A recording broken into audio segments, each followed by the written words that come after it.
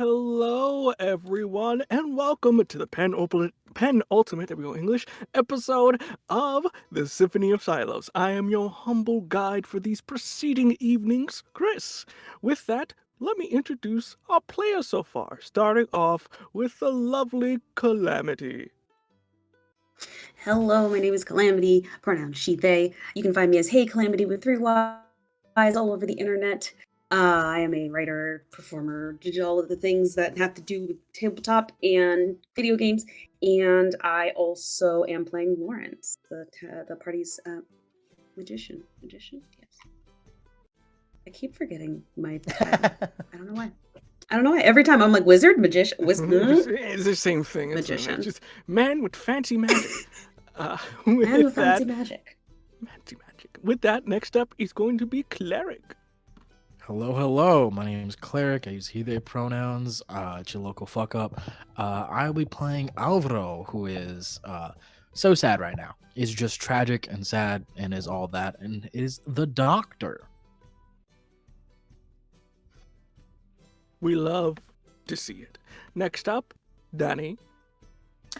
Hello. I'm Danny Gage, and tonight I am playing Malali, our party's spy. Both of us use she, her pronouns, and I believe that's it.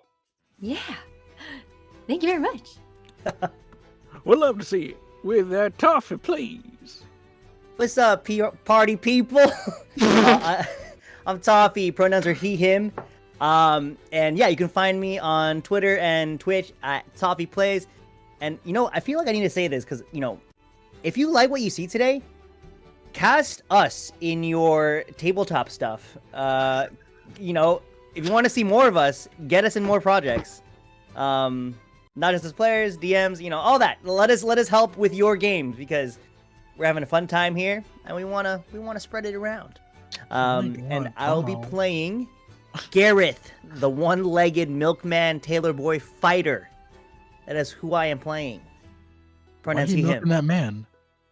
Oh, you know. If you don't know, there's 3 other episodes explaining that. With that wonderful battle of a legend that I can now think of in my head, that leaves us with Val. How am I going to follow that up? Hi, everyone. I'm Valedictorian. I use he and his pronouns. You can find me all around the internet. Valedictorian, also Spirit Bear.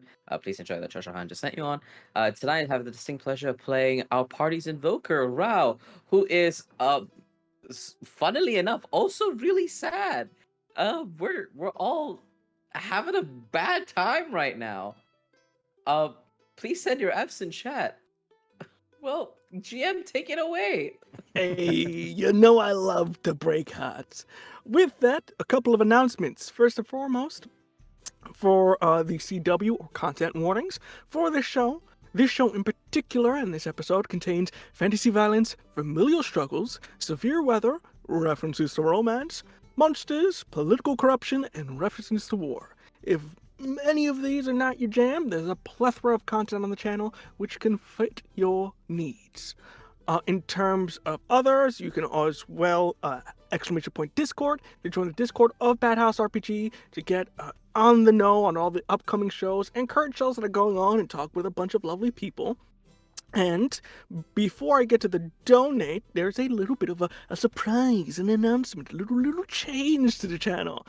Due to some secret rituals that we did, not so secret, in terms of the channel itself now, any donations in which you make to the show itself or the channel will now fully go to the cast. So, if you want to help some cast members out, or you want to show some love to your favorite shows, including this one and any of the other shows on this channel, they all goes to paying the lovely performers and GMs and others that help keep this channel going and producing this wonderful content. And if you want to do that, you type in !donate, which you can donate $5 to give a reroll to any of these lovely people that may or may not need it today, or you can use your channel bits to do so as well. And lastly, in terms of show announcements, ET1 by Night has returned with a very strong premiere, so let's keep that going, as they will come back on the channel next Tuesday at 8 p.m. Eastern. In terms of other shows, we're going to take a quick break next week with Shadow Dawn, so we're going to just delay that just a wee bit. And lastly, the finale of Ashes of New Amsterdam is going to be next Thursday. With all of that in mind, players, are we ready to start our lovely story today? Yes, I am getting confirmation via waves. With that, we open up once more to the lovely, mysterious tavern. As it is the fourth night of this bard, narrator, whatever you want to call it, fighting for their life by telling their story in the best way possible. As they reapproach the stage, tavern full and bustling, even more and more people. As they approach. Good evening, ladies and gentlemen. I first off want to personally apologize for making the children cry last time. I should have not laid it on so thick. As you see, there's just a parent now covering the ears of their child very protectively. Anyway, are we ready to dive into the next leg of our adventure? Now, where did we last leave our heroes? Yes. We last left our heroes off as they made their way to the besieged city of Baulor, where they attempted to prevent a war and rescue a group of Arcus traitors and also rouse cousin Sophia. But not all went as planned, as their escape was nearly complete, and various other intonations and what happened.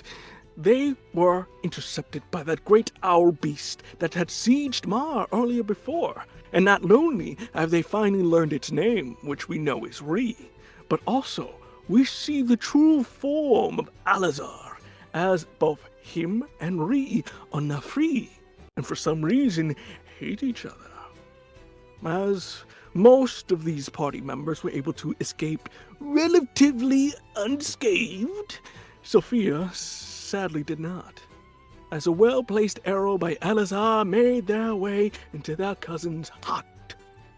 Now broken and a little bit in over their heads, we will return to those once blazing fields as the camera shifts back to that same night. It is maybe an hour has passed, maybe 2. It's hard to get that timing of how long it's been. Now, I would like to ask, how is everybody feeling in this moment as revelations are heard and also sacrifices have been made? How's everyone feeling?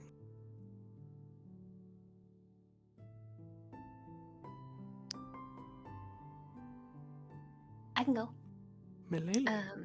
Malele, has, well, immediately after was like very shocked and just didn't know what to say.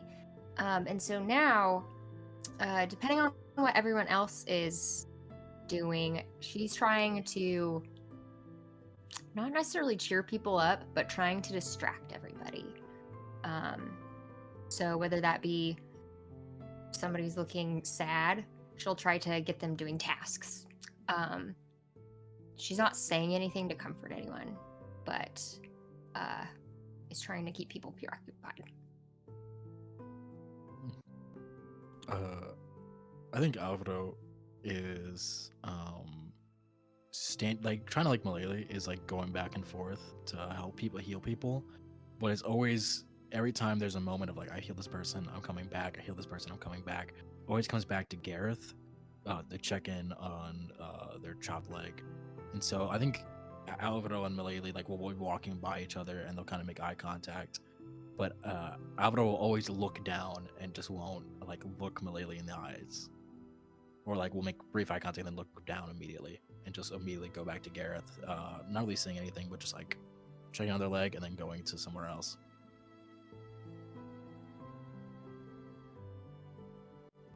Fantastic. What about you, Rao? Rao was probably, I think, in the immediate aftermath, the first thing he did was relay the necessary information that Ree needed backup. That Sophia is gone. That we must go to Highburn. And as he sits down and sinks into his sorrow, his knees up to his chest, long sword at his side, I imagine that at some point, Maleli had given him a task to do, and he is currently sat by the campfire, cleaning off wooden twigs to use as either as cooking instruments, any other type of tool or implement. He's just mindlessly doing that as he replays that final moment of Sophia's face saying, "I'll make this man know who I am," and the subsequent blast, and then rewind, and then replay it, and then rewind, and then replay it over and over in his head, wondering if there was anything he could have done in that moment to have been better.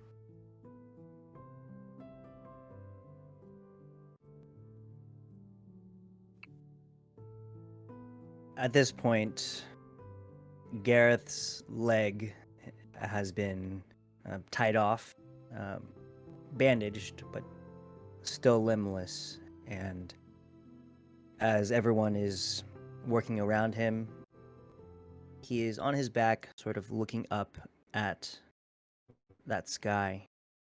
What time is it right now, GM? At this point? Maybe early morning. We're talking maybe 5 a.m. as it was kind of escaping through the night and kind of in that time period there. Mm-hmm. And as I begin to hear the birds starting to wake up and that orange amber glow beginning to rise up, I'm just watching that the entire time, and I'm thinking to myself, this is nice. It's a very overbearing, tranquil peacefulness that's overtaking Gareth right now. And as he looks up at the sky and takes in the cool breeze, he just thinks to himself, when was the last time I even looked up at the sky? And taken time to just be.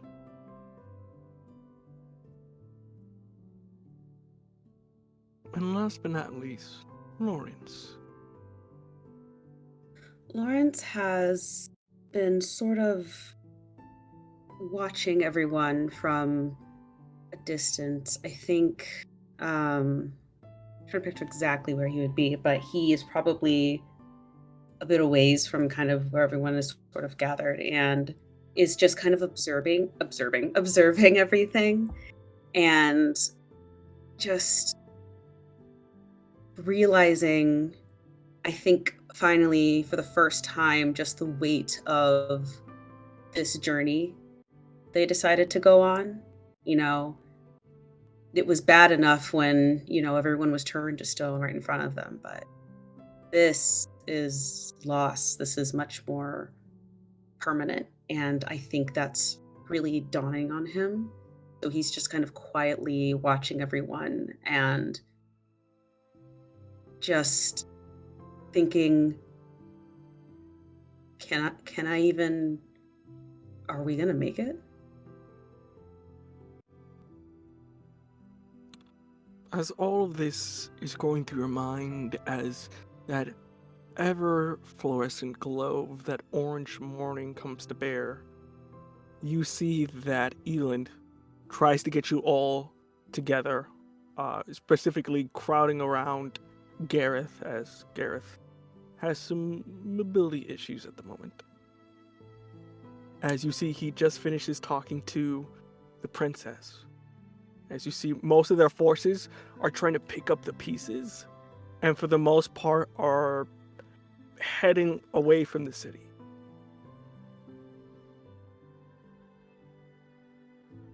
you see that he kind of has a very somber look to him and proceeds with, Rao, before I start explaining what is going on, how are you feeling right now? Lawrence scoffs. Rao, I think like there's a pause. And like Rao looks up at Elin, like acknowledging the question, and there's a couple of moments before he realizes, oh, that's a question directed at me that I should answer. And that glaze over his eyes kind of like dissipates for a moment. He says, I'm okay. I'm not injured, sir. Just ready for travel whenever everyone is, sir. You see him kind of put a hand on your shoulder. You don't have to call me sir, Rao. Kind of like nods and says, yes, Elin. You see, gives you an assurance. Well, I talked with the princess, and they are going home. They have their traitors that they were looking for, so they have no reason to stay anymore. So, a bit of good news, I guess. We did something right. You Did seem we? You did. You absolutely did. You did something good, at least, came out of this. Alvaro looks down at Gareth and is just like,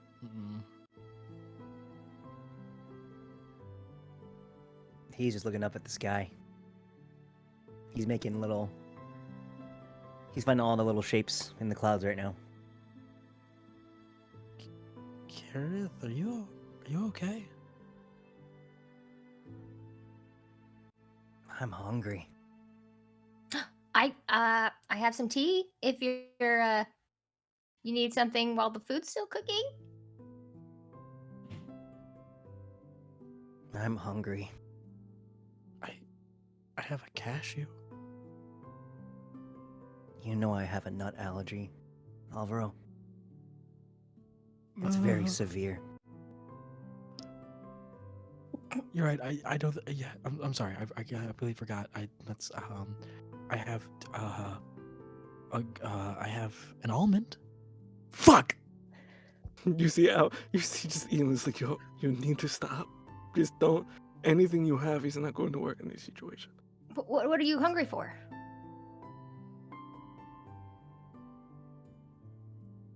You know, as I look to Alvaro now, taking my gaze off the sky. Alvaro, your abuela, she made some good food.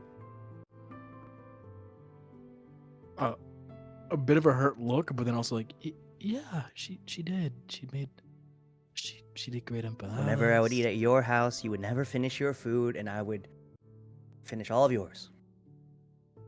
Yeah, I'm a light eater. Yeah, I'm glad you enjoyed it. My abuela loves cooking. I'm never gonna have it ever again.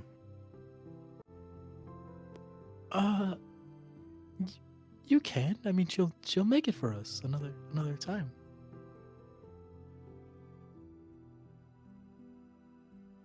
Whatever you say, Alvaro. You see in this instance of Elon kind of getting at what you're pointing at, he kind of goes, well, I think it's time that I returned you back to Eston. No, we're not. Well, at least I'm not going back to Aston. Because I think he like catches himself and realizes that he inadvertently has included everyone on this. Shakes his head. I'm not going back. Sophia was clear. Highburn Ree needs backup, and I'm not gonna deny him that. Look, I don't know what kind of relationship Sophia had with a giant owl, but I will tell you this for sure. Highburn is not a very good place to be going. It is cursed. It also has answers. But it is cursed. Does nobody understand the word cursed? As in, Look, Do you very not bad. understand what's going on here? Look, I was roped into this, and my job was to take you here Then you can and take go. you back. You can go. Yeah, besides, Lawrence I'd is argue right. that half the world's cursed already anyways. Everyone's stoned, so, I mean, what's a curse here, a curse there? Eland, you didn't sign up for this. But I'm not going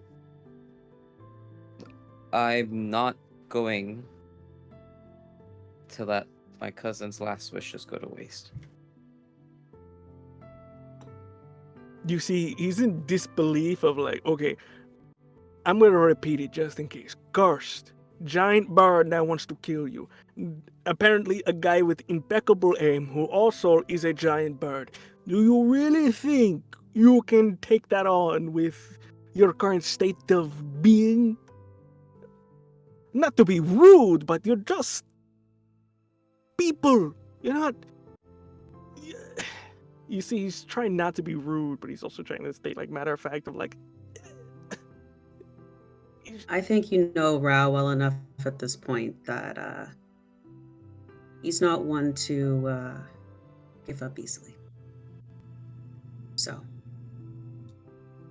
I'm not letting Rao go alone. So I know at least we're going. Whatever it takes. And me. I'm going too. I want to know more about this. And just because we're young doesn't mean we can't do anything. Little people can do big things too.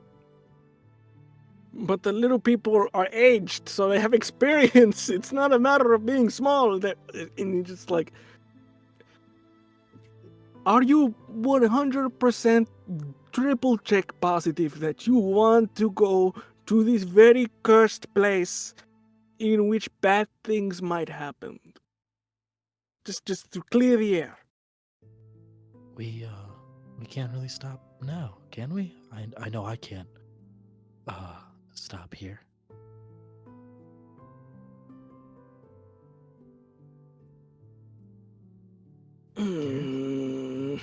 just the longest sigh. Fine. Since you all are in agreement, we have to deal with Gareth, and you see he kind of goes over to one of the nearby horses that have been given to you ever so kindly. You see he pulls out what looks like to be something draped. Gareth, this was left by Albalt. They wanted to give you something for the leg. They traded in a number of these items back in the day, and with their current situation, they thought it would help. As you see, he kind of puts it on the ground, and as he unveils it, you see what looks like to be almost a brassy, gold-ish prosthetic leg that he kind of shows you. He should be able to hook it up right quick, and you should be able to get going. It's going to take a little bit to, get used to, but you should be fine. I've seen a few people with prosthetics. Is that Gear Knight tech? Yes, it is. So you need to use this responsibly. This is good, right? It's beautiful. Rao gives a very knowing glance over to Gareth, almost certain of a particular outcome, but is watching nonetheless. Yeah, I don't know, Eland. Thank you for the gesture, but this... Either you put the leg on, or I send you on the horse back home. That horse? It just Yeah, left. that horse. one. That horse It right just there. No, left. it's just It turning just right left. on. Ain't It's got going. to spin up. A lot of horsepower on that one. It's doing done a little- donuts outside. Yeah. It's the Mustang. He's a special horse. Don't be mean.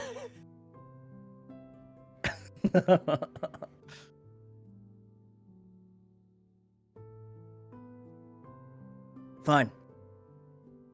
You know what? Fantastic. It's not the first time that I would let a piece of the Gear Knights into my life. At this point, I kind of welcome it. As I give a glance to Rao. Maybe the Gear Knights, they know what they're doing. He like shares that moment with you, and I think turns away really quick because thinking about that is too much right now. All right, Aelin, strap it on. Okay, you're gonna want to bite on this and just gonna do a stick.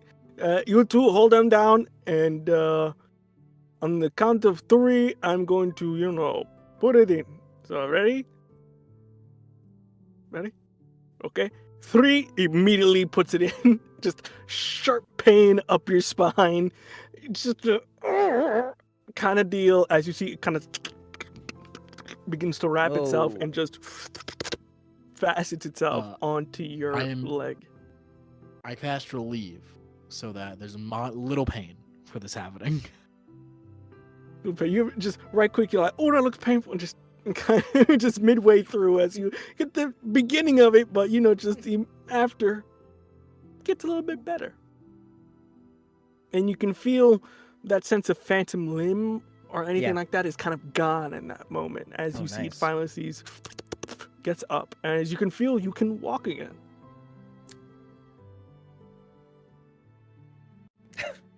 Nice. How's it feel? You should try it out. Yeah, let me just try it out. As I begin to walk a little bit, I'd like to walk up to a tree, and I just want to just give it a little kick. How much power are we putting in this kick? I don't know. You want to put up to a dice roll? Yeah, just D20. All right. D20. Roll know- d20 to kick tree. I'd love to wild attack this too. Okay, this tree fights back. 15. You deal double damage. Okay, with that, not really knowing your power, you just poof and just clean cut this thing in half. You see, falls down. You see the men in the front of like, it's back, and then immediately everybody kind of ducks as they get concerned. All right. It's a Highburn. Eland. I think we're more than capable. Oh, You can't Look, deny it. okay. That was really cool. I'm never having Keats, and proceeds to just get on his horse and reluctantly begins to take you all on the road to Highburn. With that, we find ourselves, maybe a day has passed as you travel from the city of Balor along the path that leads you towards that sort of golden peak mountain tops in the distance. As Elin kind of tells you that the Highburn is actually inside the mountain, not on the outside. And from what he tells you, he doesn't know exactly what is cursed, but something was after the war ended. Hence why it got closed down, in a sense. The entrances were caved in for the most part by order of the government. As we are on this road, is there anything we want to do before we get to our destination?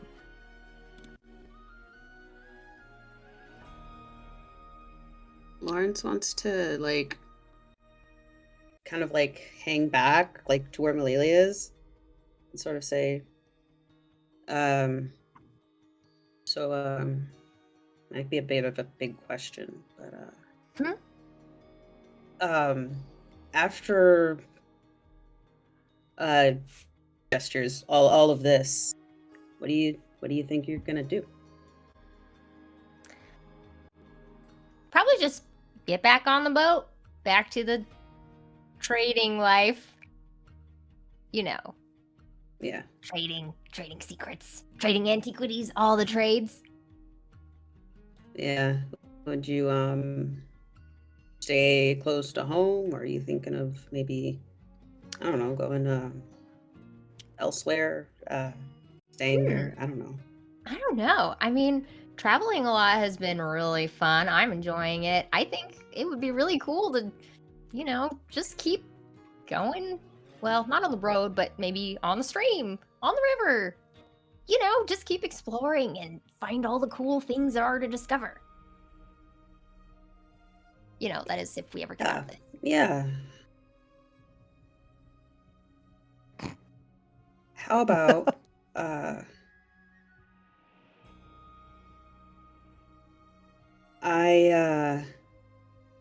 he sort of looks down. Lily? Looks at her. We're gonna get out of this. I promise. And when we do, if you decide to travel and would like a travel buddy, I have also I would be interested in traveling thank you so around much. And with just you. jump and give you a big, big, big hug. And like the big, like, I don't think he smiled for like a good while, probably for like a while, not like a genuine smile, but he just gives like the biggest smile and says, yeah, it'll be, like, hugs her back. That'll be I really needed to hear that. Can I add on here, real quick? So as the you're flower? hugging, What's that? as you're hugging, I like to think on our path up, we pass by some rose bushes, and as you hug, Lawrence, you see Gareth, and I'm like, I just hand this to you really discreetly. Those are her favorite. And then he like kind of Are lets they? go and like puts the flower behind his back. It's like, no, it's just I found this. I know you like these, so here you go. I miss your flower crowns. Thank you. I'll make you another one. See? Now you have to come back so you can make me a flower crown. Okay. Thank you. And I'm just gonna like nervously Chotterways and Malali's like nervously just like and just kind of just preoccupying herself with like things, and now is like looking around for more flowers on the road as we keep going. Fantastic. Anybody else before we get to our destination? I think Alvaro just keeps looking in the satchel around their neck at the paper. Just try to be discreet about it, but keeps looking at the paper. And as you do look, it's almost like a remembrance. You hear Alvarez's voice at the back of your mind. Alazar's voice in the back of your head of, remember our deal. You tell me where the crown is, and Grandma gets to leave.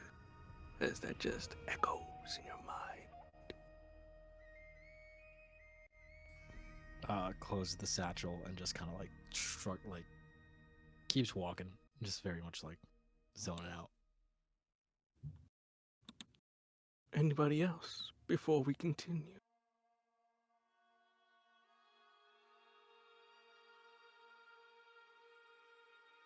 I think for the drama, Rao, I think after the lovely interaction with Malili and Lawrence, I wonder if Gareth and Rao are actually walking in pace with each other side by side. Yeah, I kind of, handed off the rose and just kind of like scooted forward to, Mhm. and we're just walking side by side. Maybe I want to give my horse a little bit of a break, so I'm just kind of like Mm. having it on a lead. And I think Rao kind of like looks behind and sees that Malay and Lawrence have had a cute moment. And he does a small smile, and he looks at Gareth, looks at the new mech leg that he has on, looks back up at Gareth and says, "I didn't think you were going to say yes to that."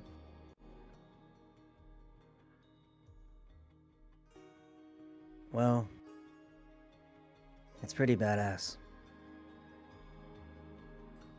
And But you hate the Gear Knights, don't you? never hated them. Just never thought I belonged with them. I mean, the stories that you told me were pretty cheesy, Rao. And I think you hear like a really sad like chuckle come out of Rao.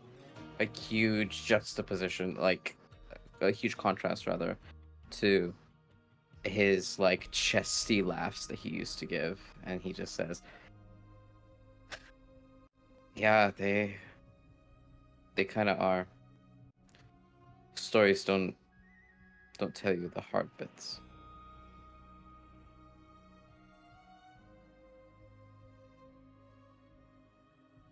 Rao, at this point, this whole journey, it's not really about me. Not really about you or Mileli or anyone else. It's about fucking saving our home. Getting it back. Yeah. I'm sorry And for we all the will. shit that I've given you over the years. But maybe I was just a little bit jealous. What of? You belong to something. And I think like Rao like stops and kind of looks back at you and says, "I did. It feels incongruent now, but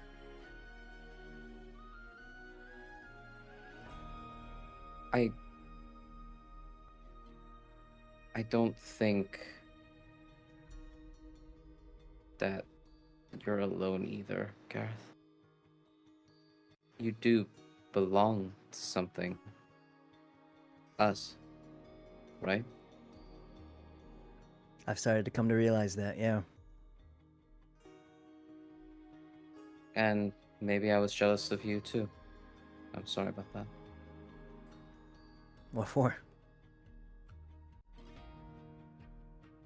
Well, dreams only take you so far. You always kind of knew what you were supposed to do. You had direction, conviction.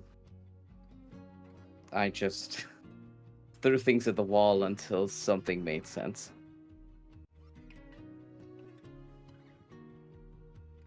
I like that. But we're in a mess now. Let's just clean it up and move on. And I think he like lets out a chortle and just says, "You're saying that as if we don't have two giant owls we're contending with here." As he keeps as he like in a bro fashion, like Shodel checks you and keeps walking a little forward.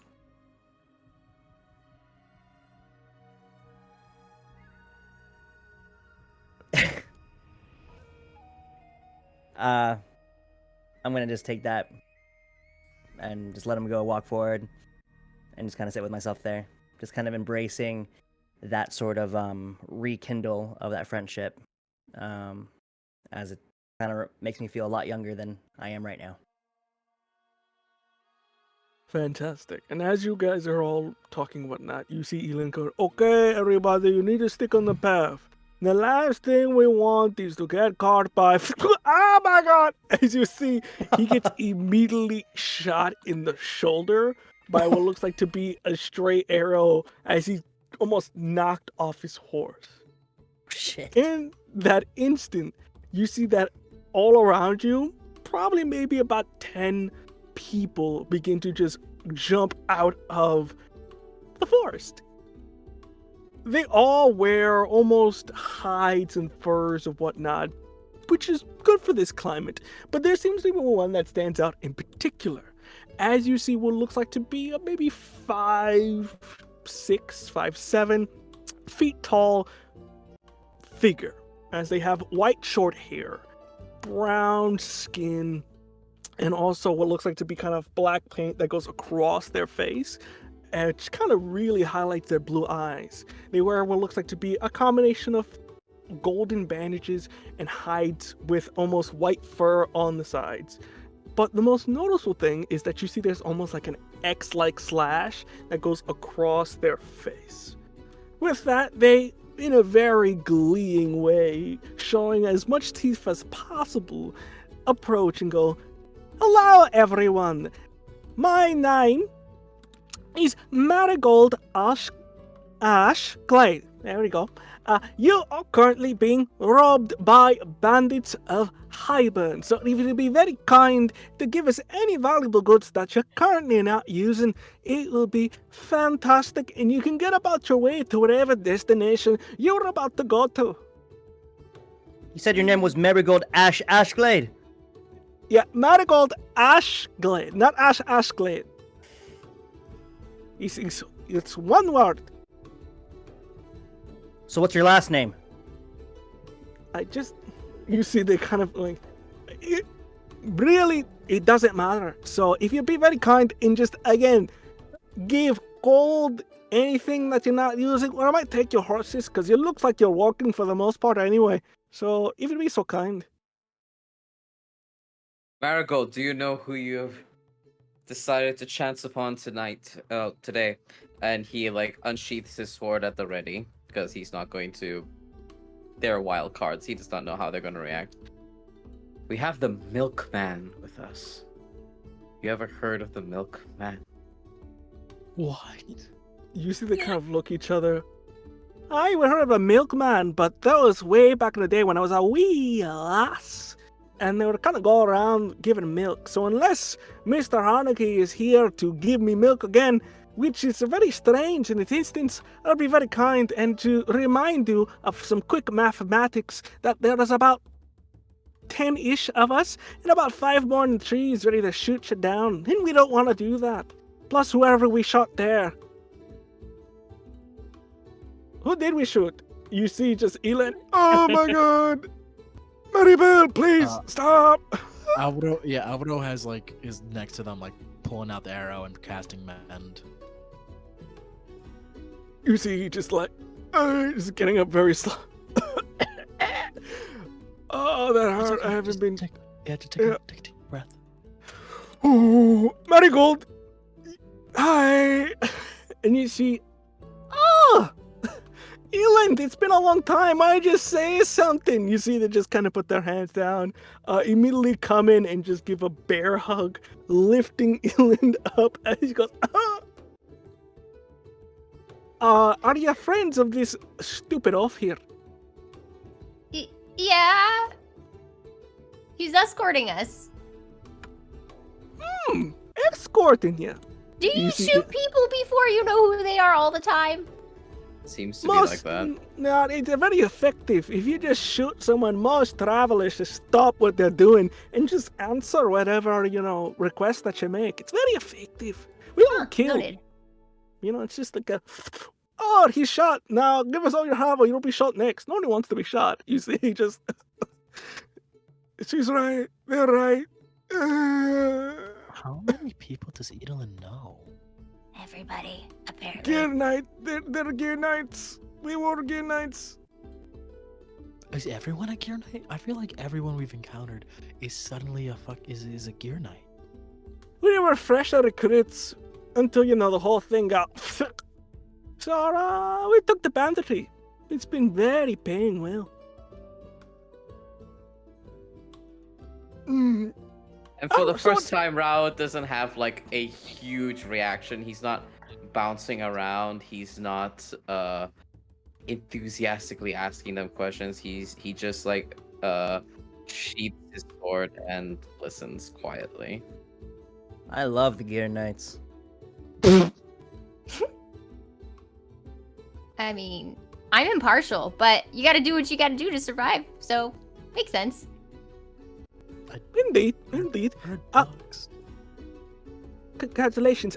What particularly brings you to this side of the mountain? It is not wise to be traveling in your numbers. There could be bandits around, no pun intended. You could have got worse.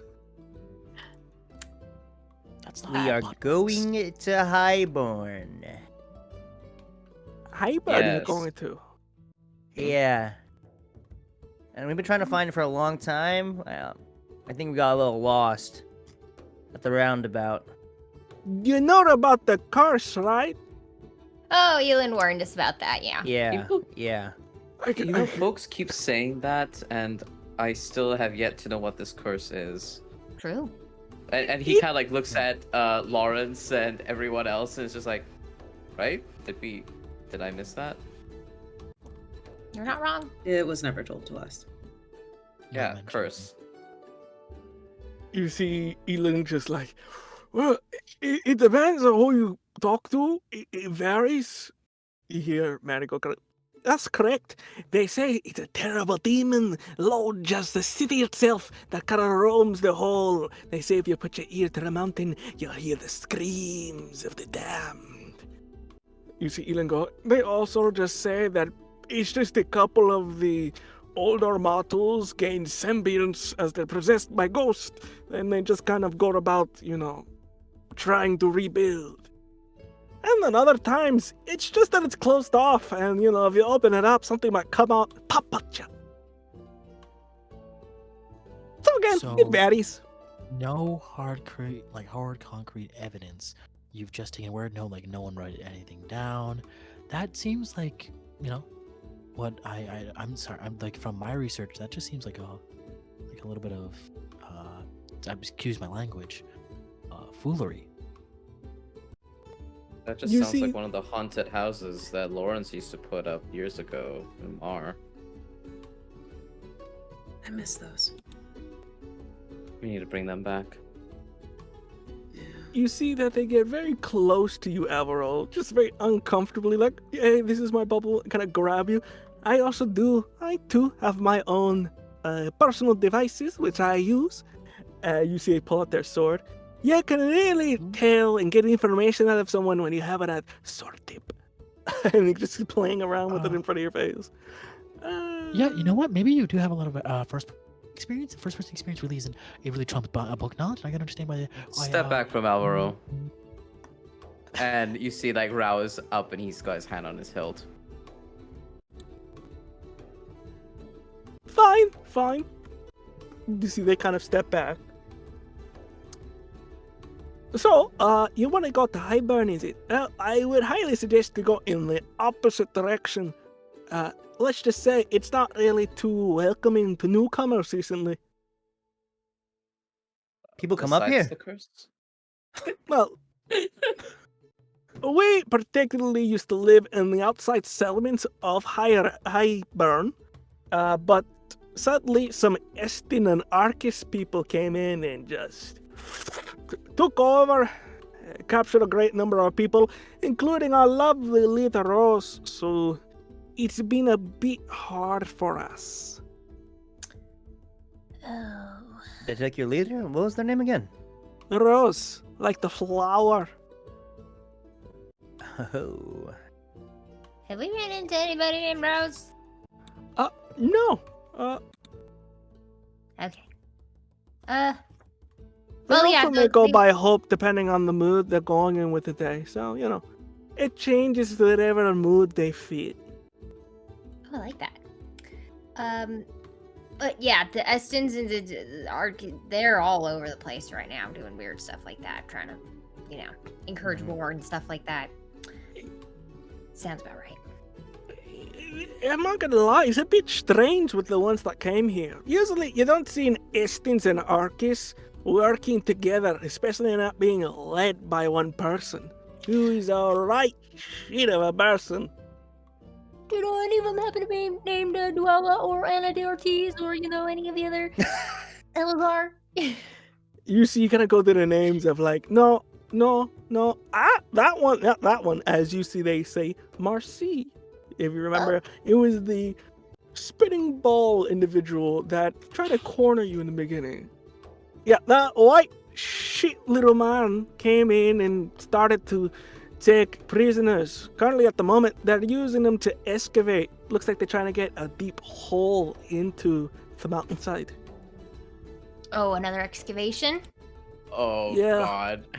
Raul looks over at Lawrence at hearing that they're excavating another hole. And he just kind of like shares that look over to Lawrence. And he goes, I gotta be It's good. like, shh.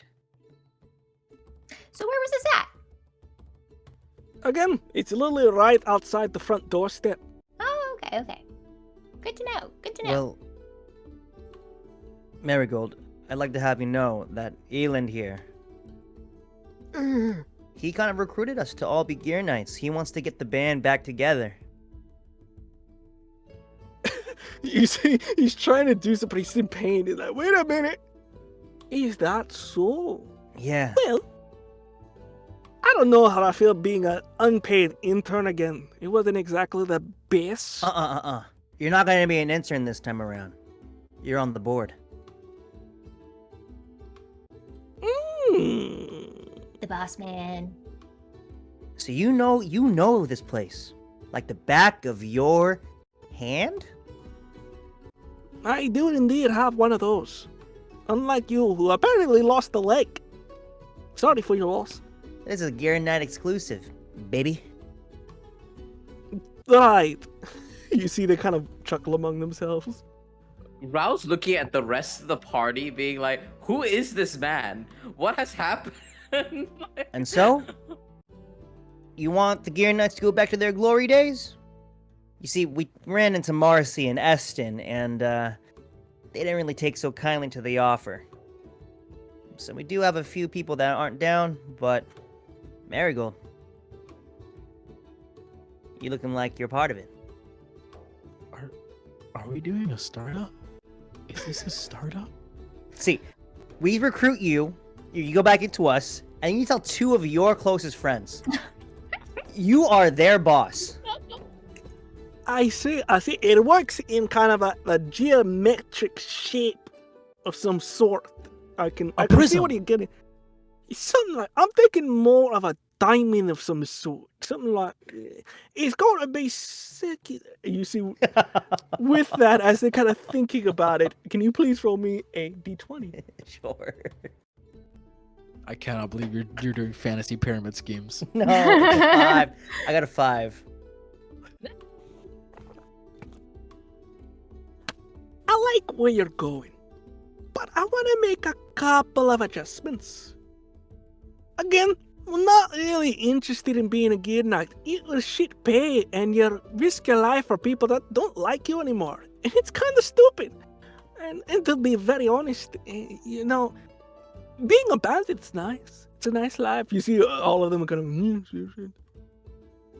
So to make you an alternative, if you help us get our leader back, we will show you a secret passage that we know to get you into Highburn right quick. A secret passage? A secret passage. I mean, When you say you guys, it sounds really cool. You already did one jailbreak. What's another? Hey, Sounds good to me. Huddle up. We're huddling. give us a moment Lawrence, here, like, bends Marigold. over. Hi, take your time. But they said we need to get their leader back. Who's their leader? Rose? Then also, where are they? Their leader being held. I think. Hey, Marigold, where's your leader being held? They're being held in one of the complexes at the excavation site. Great. Be right back. Oh, You heard that, right? yeah. So that's where we're going already. But if we're already in there, do we need to sneak in? I mean, Lawrence doesn't look too happy about going in there. every single Yeah. time we've tried to sneak in, it has not gone well. Well, I What are mean, you I think we've suggesting? all done very well. You know, you just kind of have to go with the plan sometimes. And it never really works out. You just gotta go with the flow. That's true. What are you trying to So we propose like here, our best Alvaro? option. no, yeah, I don't know what our best option here, because we can either go through the front door of excavation, which we still have to go through, and deal with a whole bunch of people, or if we help them out and do a secret passage, like you said, the last time we did a secret passage, an arrow or an owl showed up. Raul? You see, like Raul literally like raises his little hand and goes, I mean, we did just hear that Estens and Acros folks are in there, so I don't know if walking in through the front door was really an option that didn't present much difficulty anyway. Okay. Third time's the charm. Really? I'm oh my assuming. god, it's been 3 times! I'm assuming you'll take the lead on this one because you are good at that type of stuff. My lady, not you gonna be you me. got Me? this. What? You got this. Oh, You got shoot. this. Oh, You're taking I the didn't realize lead on you were this one talking. because you're good at this type of stuff. Okay, But sure. why, 5, 6 of us random people are just showing up out of nowhere to excavate or to work on the site? No way. Yeah, we did try that the first time and it didn't work. They were like, inspectors, what are those? We don't need those. Ah. We did try that a second time, and we didn't really get in either with the officer's No. uniform. So, could we just disguise ourselves as Estens? Or all of What? us. I think Marcy's around too, so maybe all of us just dress up as Marcy? Oh, but then we'll Uh, all look like Marcy and they'll 5 all know. Marcies. 5 mercies. Well, hey, if they're excavating stuff, that means they've got to like bring stuff out, right? And to bring stuff out, things have to go in to get the stuff to come out. So what if we're rock Rocks. people? Yeah, we bring the Rock. barrels in. Like golems? Oh, like bringing them in. Okay. Yeah, like we bring like a bunch of Rock wheelbarrows in, people, but, and like, then we're like, we're here to I haul thought we were things gonna be out. rock. Or Trojan horses. What's Where a are we gonna get Trojan? one of those? I have no idea, but it was in the history books. I think it was a fable. No, they were great fish people. They I gave a don't- gift to their opposing nemesis through Giant a... seashell. I was gonna say a giant seahorse. Okay, how about this? We find one of them all alone. Knock them out. Whoever is the most similar in size, wear their clothing. We bring in ourselves in a little supply thing or a box or something like that. And that's our inn. Perfect. I like It's worth it. a shot. It sounds like a plan. And Depends it's how big the simple. box is, though. I don't know if all of us are gonna fit. 2 boxes. So 2 people then. Okay. All right, we're ready to break huddle. Breaking up. Elon, Elon, you haven't said anything this entire time. What do you think about this? You see, Elan's not. He's talking with Oh shit. the bandits. Yeah, it's kind of a thing because the Grazi and Hey, we we'll do it. Yeah. We have a foolproof Yeah, plan. yeah. What's the plan? Please share with the class, if you will. Get this. No. Oh, sorry. No. Did you just no? Is that Get when, this. when No. not privy to the plan? Is what I'm Really? understanding. Oh, We had- lady, go ahead. We're gonna use subterfuge. As we get closer, we're gonna keep our eyes out for strays that they have, walking around the perimeter. And as we find those people, we're gonna knock them out by clubbing them over the head. And then we're gonna take their clothes and we're gonna put them on. And then we're gonna like hide ourselves in, some of us, in boxes. And then we're gonna like go over and we're like, hey, we're here to deliver things so we can get out. And then we're gonna sneak everybody in. And then we just pop everybody out. And then we do things and find your friend. There's a lot of thing in the do things part of that we haven't figured out quite yet, but it's close. I do like your idea. And you see they kind of get close and kind of put their arm around each side of you. Let me just add a little something to it. As you see the camera slightly transitions. It depends. You see at the moment the bandits wait for one of the nearby carts to come by.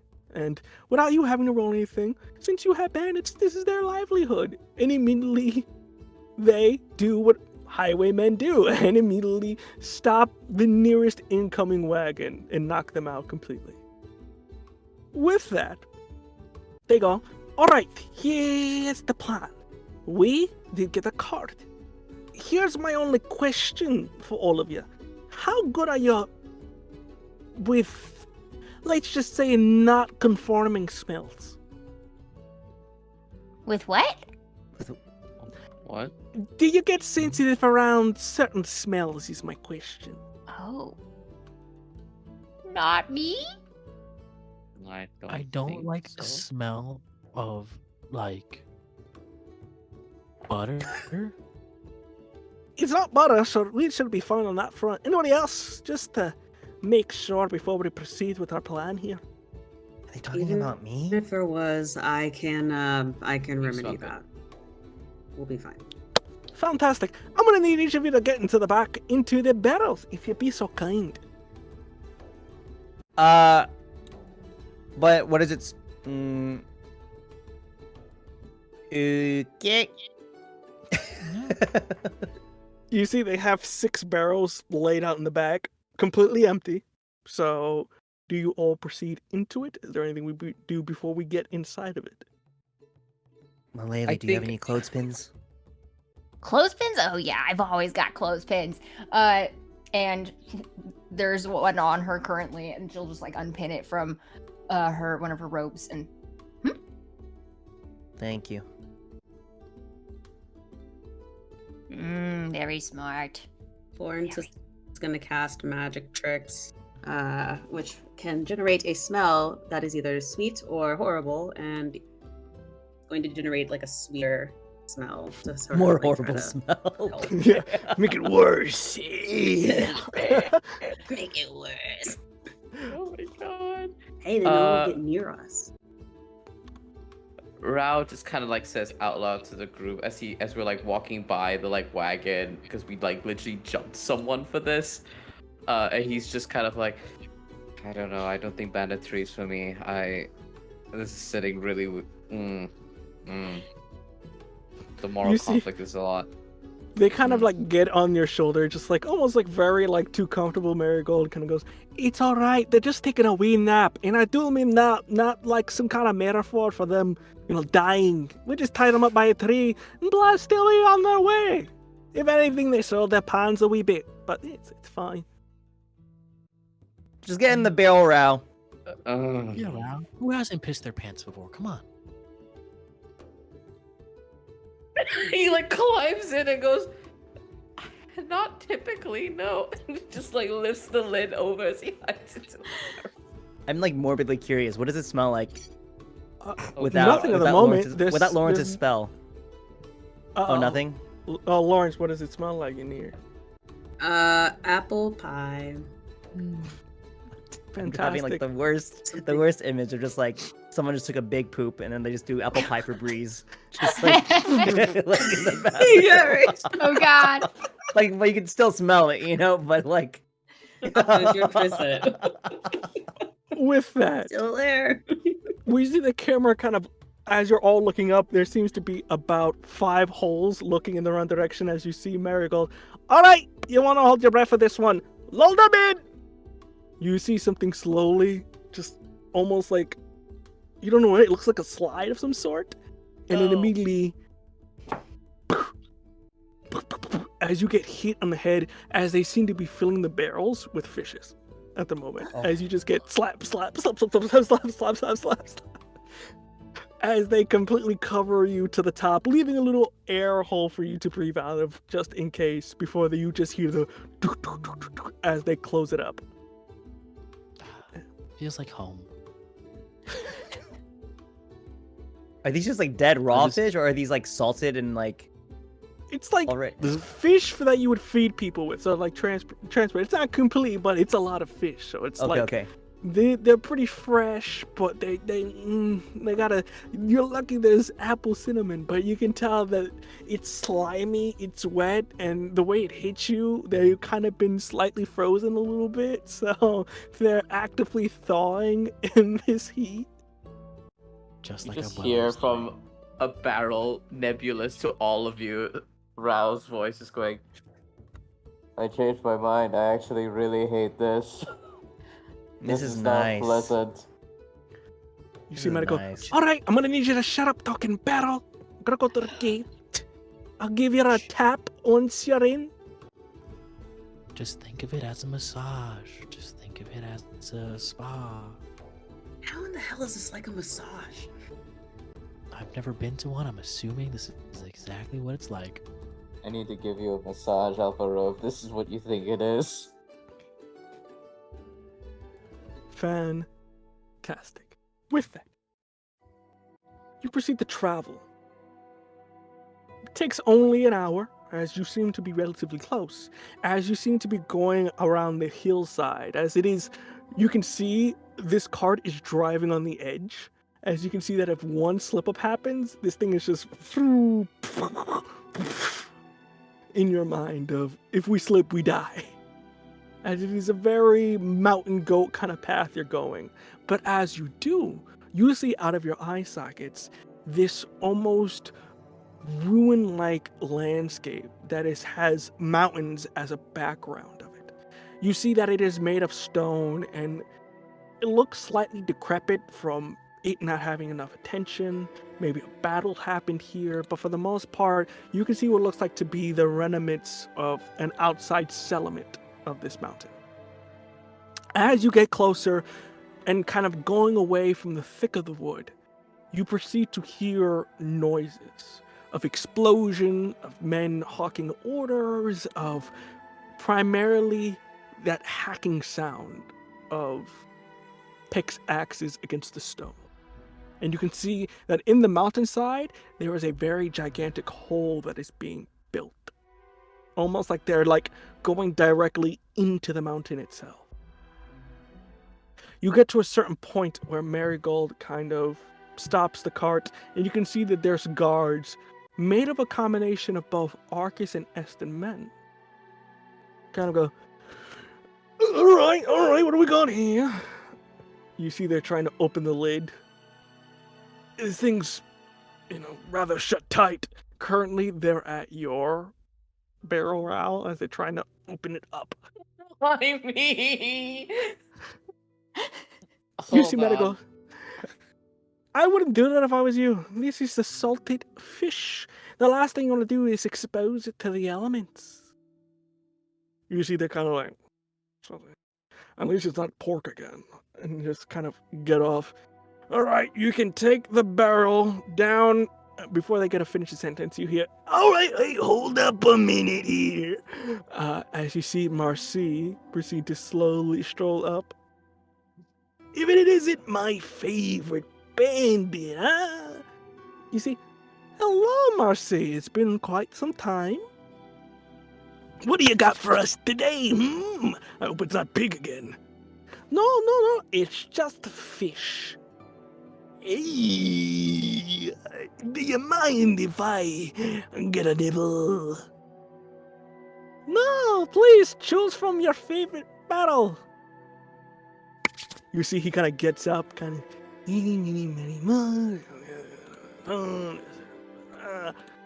As you see, he proceeds to go to yours, Lawrence, and opens it up. Still hasn't noticed you yet. Why do they smell like apple pies? It's a trade secret. You see, he immediately grabs one, and while he doesn't notice, you immediately see like the front of your head is kind of exposed. As you see Miracle's like, he's just nibbling. Oh, there's this stuff right here. Oh, just, all right, let him go. If you want to see your boss, they're having a nice little nap in the confinements. They've shouted a number of curses at me, but you know how it is in the game. Thank you very much, Marcy. Thank you, and proceed to go off. Takes a couple of seconds, but they manage to get you just in an alleyway when nowhere's looking. And kind of just, you can come out now. Rao bursts forth from the barrel, and he like comes out of it like a big grumble. You could tell he was probably hiding his anger at Marcy while in the barrel, and was very, very. You can see go. But when I get my hands on him, as he like cracks his knuckles, and I think like there's a fish that's sticking out of one of his pauldrons. I'll just like pick it out for you. Thanks. Alright, kiddos, here's the game plan. Ugh. My boss is currently being held in that building over there. As you see, it seems to be a rather large makeshift building that they've kind of used wood to kind of finish off the stone parts. So, what is going to happen, Eland and the rest of my merry little band are waiting outside. In case of emergency or in case a distraction is needed, you just, you see they kind of go in the back. Just launch this little buddy here. It's a little bit of a flare. Launch it, and Eland and my forces will attack the western gate to make sure they leave the east relatively unknown. Just in case the firecracker, or is it a flare? Actually, a Yeah. flare. Just in case the flare backfires, I can send you a message. Actually, so That works too. Alright, I now have to leave. So good luck, and wish you the best of luck. And proceed to go out their merry way, leaving the barrels behind. As we have you all here in this instant. What would you like to do? So I just want to to air out kind my of cloak. just to kind of get our bearings, like where are we? So like we got inside and You're a little bit inside this compound. You can see that this place is almost like a ruined city of a sort. So it's got various levels to it and whatnot. You seem to be kind of like in the midsection. And you can see that the building they pointed to is just rather large, maybe like it was a gathering hall or something in the day. As you see, there's a number of guards patrolling and whatnot. You can't see at the moment, but there seems to be kind of windows or grates in which somebody could look inside as well. If you want to know anything more, I would say you would have to roll for it. But that's kind of what you get with your basic perception here. it's probably like midday at this point, or like what time is it right now? It's about midday, yeah. Okay. can I roll for it? Please do. Let's see how I'm rolling today. Okay, that's an 11. 11. That's a success. Oh, With that, cool. yeah, it's 11 because 10 is the for tough choice. So 11 is good. You just made it. What are you specifically looking for in this instance, Lawrence? Is there anything particularly looking for, or are you just trying to get a grasp of specific details you can get your hands on? So what we know about this building is this is where the leader is, right? Yes, the leader is here, maybe some other bandits or the rest of their group. And I guess like where is the least amount of people, or like where is there like an entrance we can maybe sneak into that is uncovered or something. I don't know. You can see. I guess I'm not that- 100% sure what I'm looking for. Yeah, But you're trying to look a way for if in. there's any secret shore, some place where it's not really protective. Kind of Mhm. looking about, this building itself is almost like 3 layers. You can see there's the stone or whatever was recently there. They used the wood to finish off just the basic structure, but you do notice that the top or the roof section is a little bit worse for wear. As you can see that either if they didn't finish or they just didn't care, you can see there's kind of holes in there in case you wanted to just, sneak your way from the top. I think Lawrence will kind of like point to the roof and say, I don't like it, but that looks like our best way in. I think I have just the thing. And I'll take out my feather hook. It's a magical grappling hook, and it gently glides itself upward like a balloon. Fantastic. Since you have this item in your hand, no roll just yet, as you manage to find a way up. You all just like Scooby-Doo is, just one by one, just sneaking through, and just a very astute height order descending as you all just follow Malele and just climbing ever so slightly up. As you kind of get to that top section, you can see that you can look at the different cells here. You can see that from where you are, you're kind of like the scaffolding of a roof. So kind of like, you know how like there's beams that kind of go across a roof that you can still see up through? It's kind of where you can walk through at the moment. And you can see that there are 2 sets of cells. There seems to be one that's just very general purpose, that's very big, holding multiple people at once. And then you see one that's a little bit more isolated, and you can see inside of it what looks like to be a hulking in terms of just beefed out individual. You can see they have ram-like horns that kind of go up and protruding from their head that's gray, luscious brown hair with blue skin, an eye patch, and various scars along their arms and around their chest region. As you can see that they're currently chowing down on what looks like to be a bucket of food, which would explain why they are built like a tank, because they also have to eat like one to keep up that physique. As you see, they are just chowing down, as well as the other side, which seems to be just a bunch of other bandits. Can we so we're in this room, or we need to sneak over to it? You're on like very Assassin's Creed-esque, just along the top. You can kind of move back and forth where you want to. And do we see guards anywhere? Because they're just that we see folks in cells, but do we see a patrol or hear any? You can see that only 2 inside. They're currently playing cards against each other. You see most of the people are outside, which seems to be maybe about 5 on the outside. So inside, only 2, and they're playing cards at the moment. You see that one's losing very badly. So much so, he's like, all right. Double or nothing, all right? 2 weeks pension, and you get a date with my sister. You're on, loser. As you see, they're playing and continue playing. Should I put them to sleep again? Should I try that trick? If you do that, then I can ward the entrance, so we'll at least know if anyone comes in, so we have time to improvise. Yes, that's the word. Improvise. I can send little bird out too, so they can keep an eye on things, just in case. That'd be good. All right, I'm not the best at the sneaky, but I'm gonna jump down.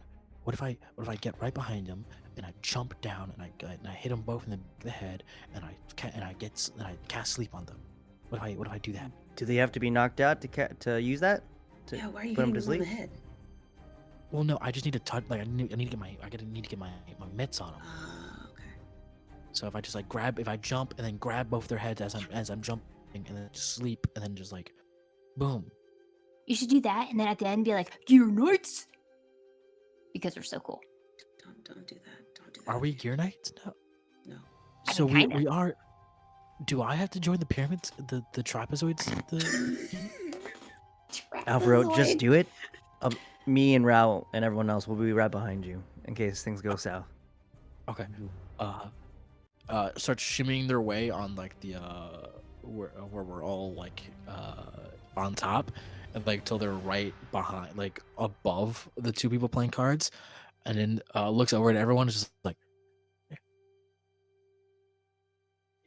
okay. Jumps and goes to put both of them to sleep.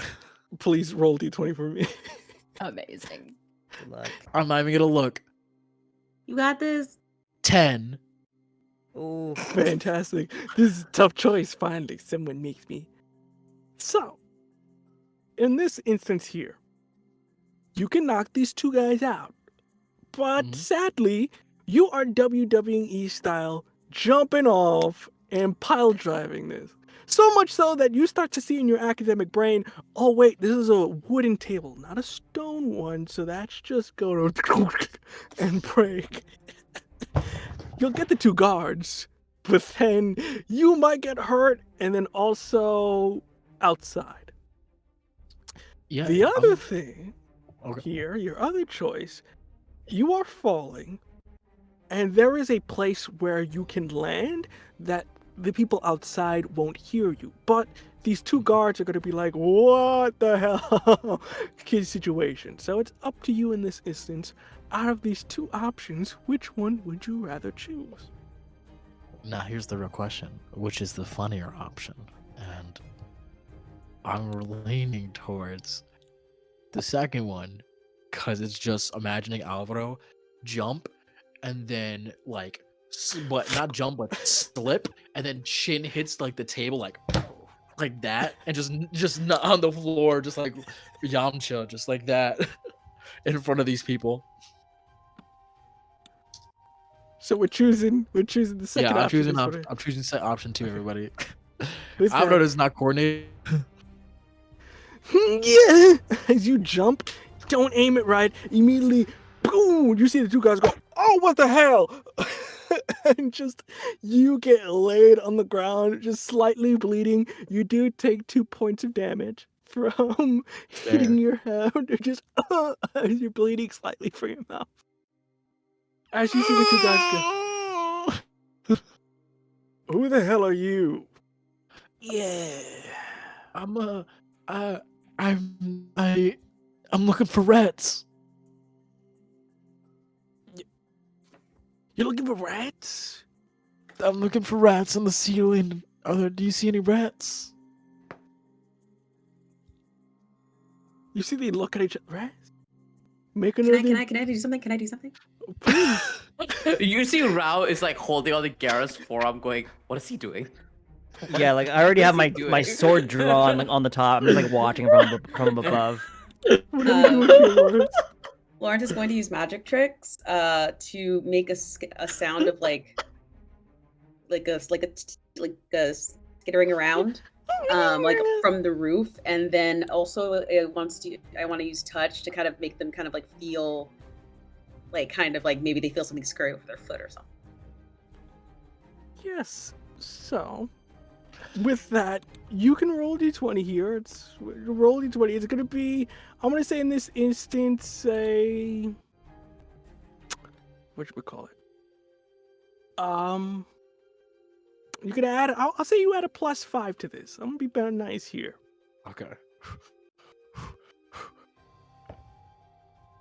Oh, that is a 21. With that, they go. Oh, God. We're gonna get the exterminator. You just. I Deal with them, am boy. the exterminator. Get out of here. Go. Okay. The rat. They're big. They're Godspeed, big son. rats. Let no one go here. Let no one come. Evacuate the building. They're big rat. You see just everybody, they're like, what the hell is going on? Get out of here, the rats! Big rats. Big rats. Not the rats! You see it? They're Not the biting me. rats! They broke my jaw. It's big rats. They're rats! It's a We rat gotta get king. out of here! There's a And you rat see king just here. all 7 grown-ass guards proceed to run into the town screaming, the rats are here! The rats are here! And with that, we're gonna take a quick break, everybody. So we'll be right back. We're gonna take a break here, so get your snacks, get your drinks, and we'll be right back. Hello, everyone, and welcome back to the Symphony of Scylos. With that, let us return back to whatever the hell just happened here, as several grown soldier men who have seen the fierce atrocities of war have just run out the door, screaming, "Rats! The rats are back! The rats are big!" The Rat King is here! The Rat King is here! As they all just run in screaming terror. What are we doing in this instance? If they've run away, I guess we can all will drop hop down, yeah. down. Yeah. As you all did it. hop down, you see the individual, the hulking figure, kind of go, "Hi. Now, I know they're not rats, because I killed the Rat King myself. So who are you?" Just look to Alvaro. What? Is We're everybody here speak to we're gibberish? here to get someone for a what's her name? Here Marigold. for Rose. Marigold. Marigold. Mary Ash Whoa. Ash. I'm glad Marigold remember me. If you be so kind, I think the guard left the key on the top right shelf. Sounds good. And we'll go and get it. Cling. You see Alvaro is like resetting their jaw. It's like, oh, You good there? yeah, it's fine. It's fine. That was a nasty hit. Oh. Yeah, but I helped. You did. You did a good job. It was Pats on the masterfully well back. done. As you kind of unlock the door, you see that they kind of take the key from your hand, unlock the rest. As you see the other bandits kind of go like, "Finally!" You see them kind of go, "Thank you very much. What's your names?" Bro. Malili. Oh, I guess we're doing names. Lawrence. And Gareth. Pleasure to meet your acquaintance. Also known as the Milkman. Don't start this again. The Milkman. I think I've heard about the Milkman, but that's You another probably story. have. He's very popular around these parts. A good name to know. Reliable. As you see, they kind of like pat you on the shoulder and you go, Now, if you be so kind, I would like to get out of here. You know the way out? We're going to the east gate. East. Lawrence, you got the thing. Yeah, I got it. Okay. How about you? Is it just you, or we got others as well? You see a group of men right behind as they kind of like smile. All right. Well, a lot easier than I thought. Good, Lead the good way. job, Alvaro. Good job. Yeah. This is our cleanest break yet. Freddy? Make sure you leave a present. What kind of present is Freddy fuck is leaving Freddy? behind? You see just this What's very Freddy? feral looking old man that only speaks in gibberish from what you can understand, immediately him. from their beard pull out what looks like the same crystals that you used before to blow up stuff. As you see, they just begin to place it in certain places. Excellent job, Freddy. Gold stars all around. Now, I highly suggest we get out of here before it blows sky high. Yeah, let me send that message, and they'll use Whisper to tell Marigold that they are on their way to East. Look for the Fantastic. flare. You all proceed to go out, and you hear, "Fire in the hole!" You see Freddy go, and just immediately, as it just explodes in an amalgamation of colors. And on the other side, you see on the west what looks like to be another explosion of some sort happening on both sides. As they go, "All right, that satisfied the incendiary part of me. Now, please, lead the way." Is Freddy dead? Did we just kill Freddy? Oh, Freddy's fire resistant. what are you? We don't know. We just found him. We like him. Yeah. Now, please lead the way. Yes, We leading lead. the way and ignoring the feral bearded man. With that, can whoever is leading the way please roll a d20 for me, please?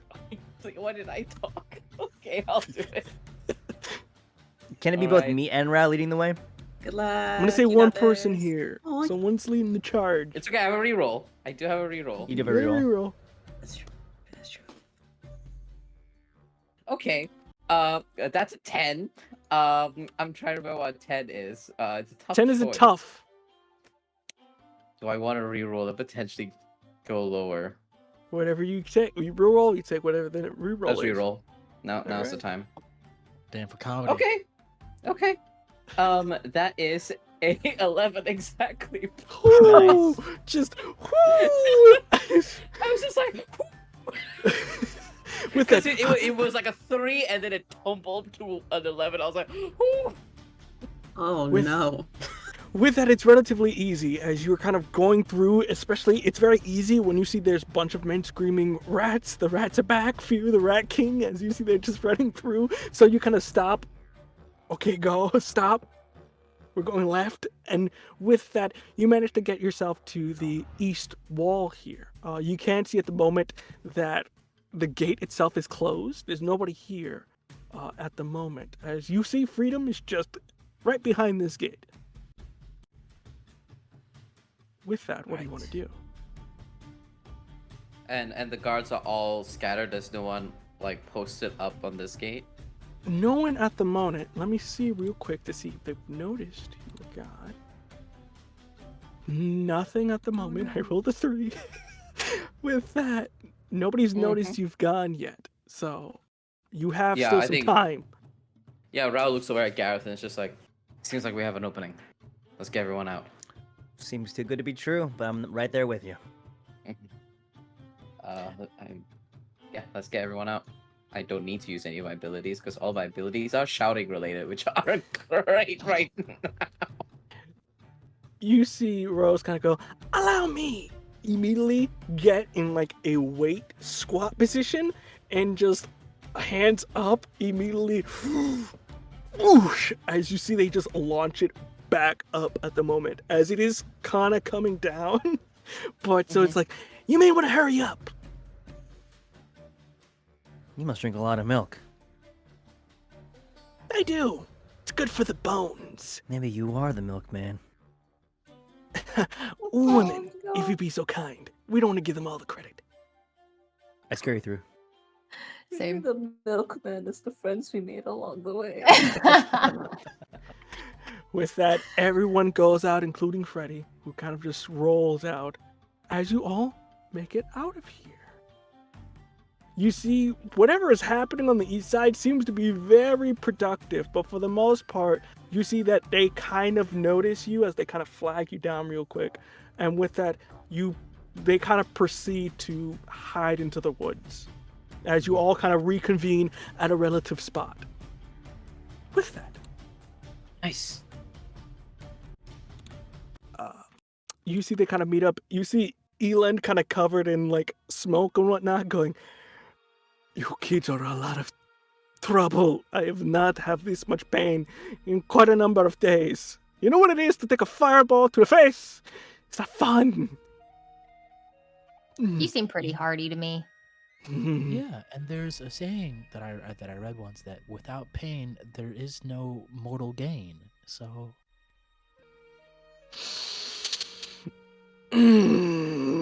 Also, Okay, we need the- to bring youth into those bones. Yeah. You see Rose kind of goes, "Well, if it isn't Eland." Hi, Rose. Marigold, thank you for the escape. Anytime, boss. Well, I'd like to thank you personally for helping me in my situation. If there's anything I can do in return, don't be afraid to ask. Like anything? Within reason, of course. I can't do wishes. I'm not Freddy. Fred, He can Freddy- grant wishes? He's a genie? When he sees is- fit. what are you? he just evaporates into mist. Just shrugs. So, any request? Well- Your friend here was going to give us access to what's it called? The dig site? Passage. Highburn. Oh yeah, that too. A secret tunnel.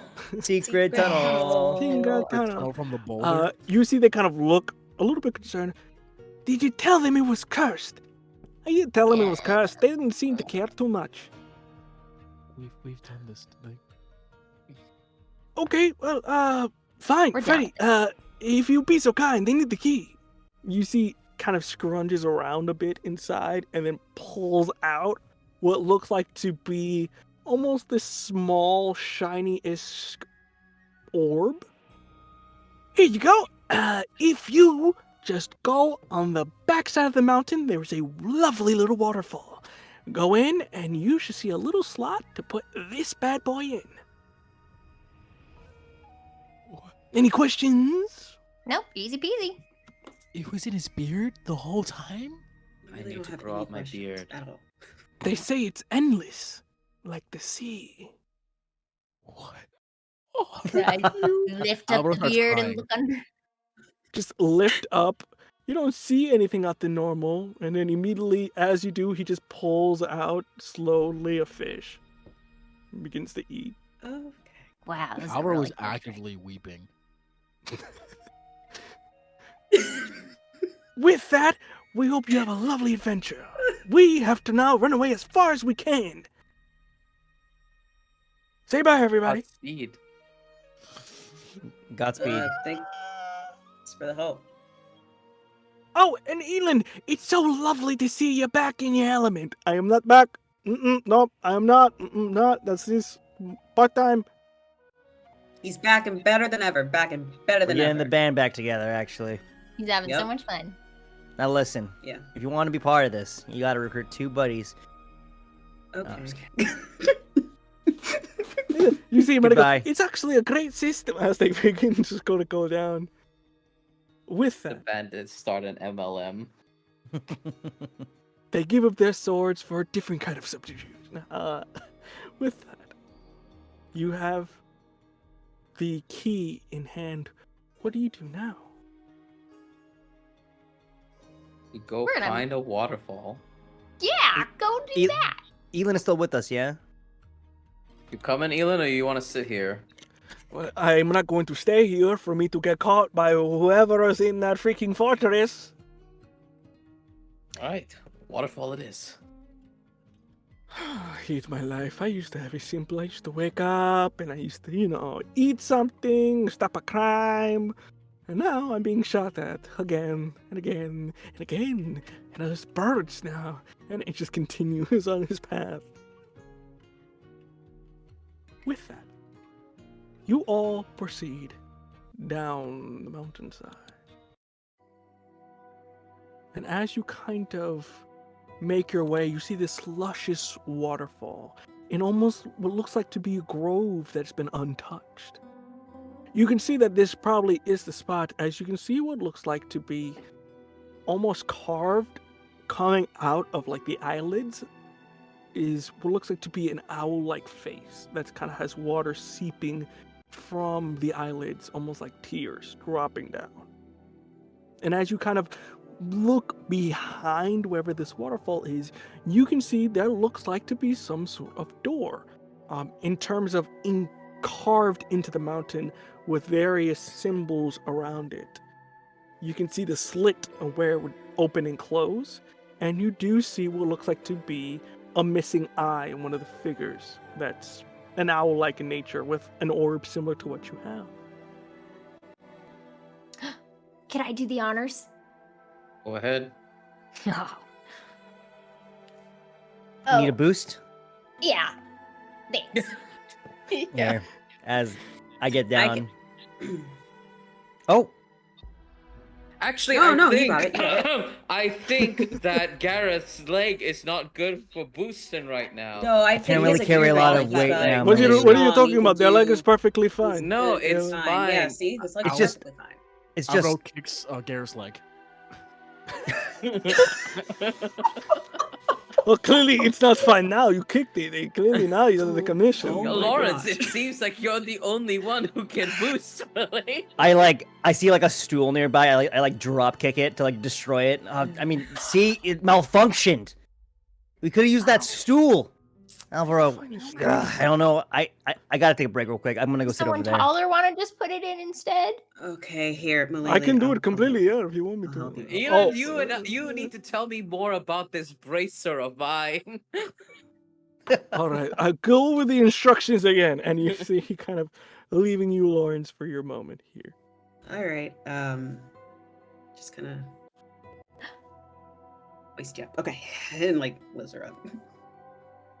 Okay, With that, got it. boom, you see it begins to glow that ever fluorescent blue as it begins to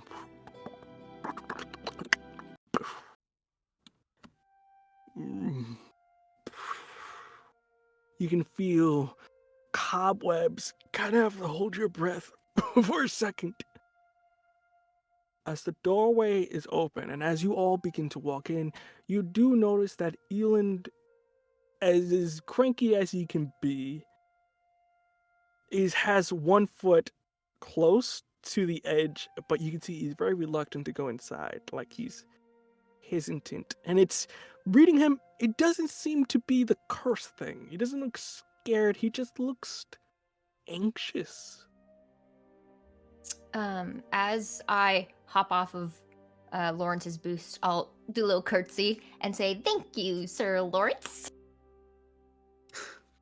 Of course, Malay. And we'll bow. And then like look away. You know Go what? I think, someone has to make sure this thing is open, so why don't you all just go inside and I'll stay out here, to protect the door. We need your expertise. How else are we gonna get through this? What if something comes up? You were so worried about us traveling alone. You know what? You're big kids. You're big kids. Are you So how scared? about I'm not scared. That's not what it is. You see, there's just a look of. It's just. This was home for me. So. Are you I sad? haven't. It's a lot of memories in here, kid. And I don't know if I can just walk through the ruins of what was my home. It's melancholy in nature. I get it. Is your childhood bedroom in here somewhere? More like my college dorm. Right on. I don't know what that means, but right on. All right, well, if you insist, but it's good to look back at those memories, Eland. Maybe you'll make some new ones. At that, I wouldn't count Highburn out just yet. Like I said, we're getting the band back together. I think at that, Rao is still kind of like stood by Eland and looks up at this entrance and back at Eland, and he says, "Sophia told me so much about this place. The halls, the stone, the mischief that they would get up to, the training, the regiments, everything. I get it. This is a life you have left behind now. And it's on your own terms now, I think. And I'm grateful for what you did teach me. What every Gear Knight on this journey has taught me.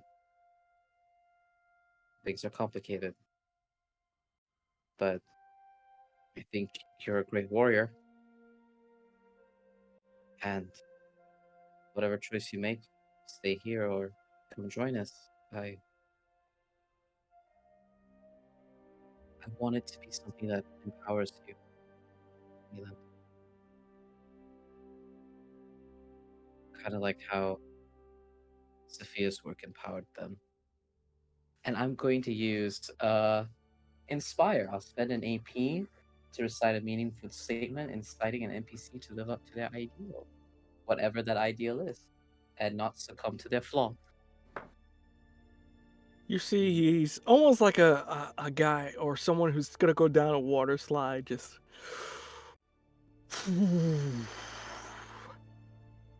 All right, let us go in. And you see, he kind of takes point. And as you all proceed to walk in, you see it is dark for a moment. But as you walk at certain points, you start to notice almost torches alight the further you go down, almost like lights turning on. And upon entering the mountain, you open up to the inside of it, glittering with a number of gems on the ceiling that act as a source of sunlight as you see it hits, projecting a day of time for anyone inside. And you are left with the curious but glorious image of a building made in myth, a building that has produced heroes, villains, legends, as you see the glorious image of Highburn. You see that it is carved into the mountainside itself. It is tall, reaching whatever stalagmites hang from the ceiling. As you see, it is layered in defenses of similar almost to like a Gondor kind of feel. As you see, it's circular in nature, building on top of each other until it reaches the top.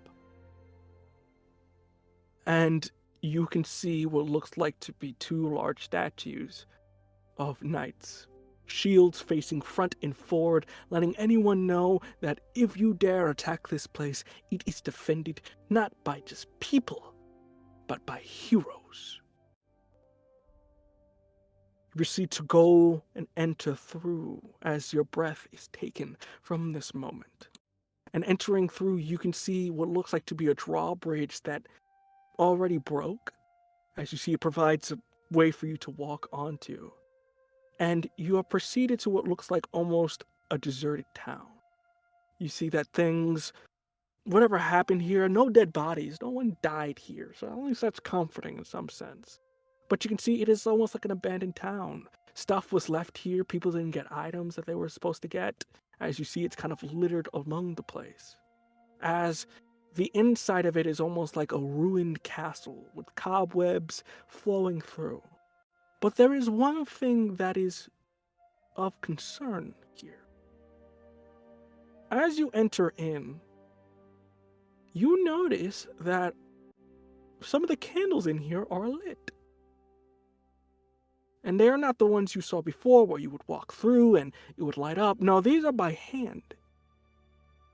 And it is still burning, which means something is in here. What do you want to do?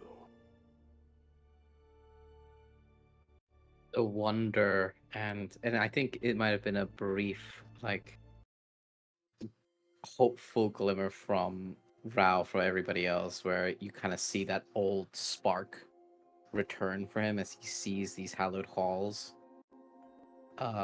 There's that glimmer, and there's still an air of sadness, but there's like the old Rao is slowly returning, and then we see the candle, and he has a hand to his hilt. And he looks at everyone else. He looks at Eland, who's probably also spotted it. And I'm gonna look around. Does this place look? I know everything's ransacked, but is there like footprints in the dust that's formed here? A pathway of where someone might have tread? not having to roll too much because you can easily tell. You can tell that there's almost scorch marks in the stone of what looks like to be bare feet. You look like somebody, not in sense of deep, it looks like something burned the ground, leaving a mark of ash. That's not good, right?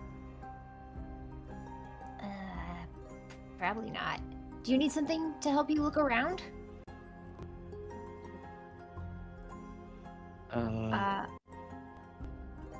Here. I one don't sec. know. I go ahead. I think Raoul will just unsheath his blade to be ready. I followed right after. Draw my As that's sword. happening, Alvaro, are we Oh, doing no. anything yet? Or are we still waiting? Still, because no one said specifically this is where it is, right? No, not yet. You didn't. You do know it may be here, but you don't have any concrete evidence of like Yeah. it's here. Alvaro is waiting until somebody says the words "it is here," because they know that if something fucks up, if they get the location wrong, then my abuela's dead. That's not muerto. So it's like I'd rather Alvaro is playing the cautious game, but also is feeling very guilty right now because like they just did like with their whole they're like I want to do something with the team and everyone's like wow you did great, and then helping with Garrett and all this kind of stuff. Alvaro is feeling very conflicted at the moment of like, damn, I really want to help. I love all these people, but I still gotta send this note, don't I? As that thought mules in your head, with that Melele, was there something you were going to give to Rao? Oh yeah, I'm gonna use my bricolage. I don't know if I'm even saying that right. Ability to make a little periscope. So I'll like find something that looks reflective and like tie it onto a stick, and then it's gonna have like an angle around it, so you can like put it and look around corners a little bit with it, in case. Yeah. Nice. Fantastic. There With you go. that, looking out, you see that this is a very large compound, but you do notice, kind of looking down, almost like underground or a little bit going down beneath, you see that there's a light of some sort emanating from a dark tunnel that is slowly evaporating. As you see, it's almost like someone with a torch going down a set of steps. I relay that information to everyone. Should we just We stand have our to- ground? Shouldn't we Yeah. go after them? Follow Maybe them? it's the curse. No, don't it's think just a person with a Well, torch. I'm telling you, it's a curse. I'm with Malele here. I think the curses just seem to be torches, like things on light, like things are lit. I think these are Not real people. Yeah, not ghosts. Past or whatever.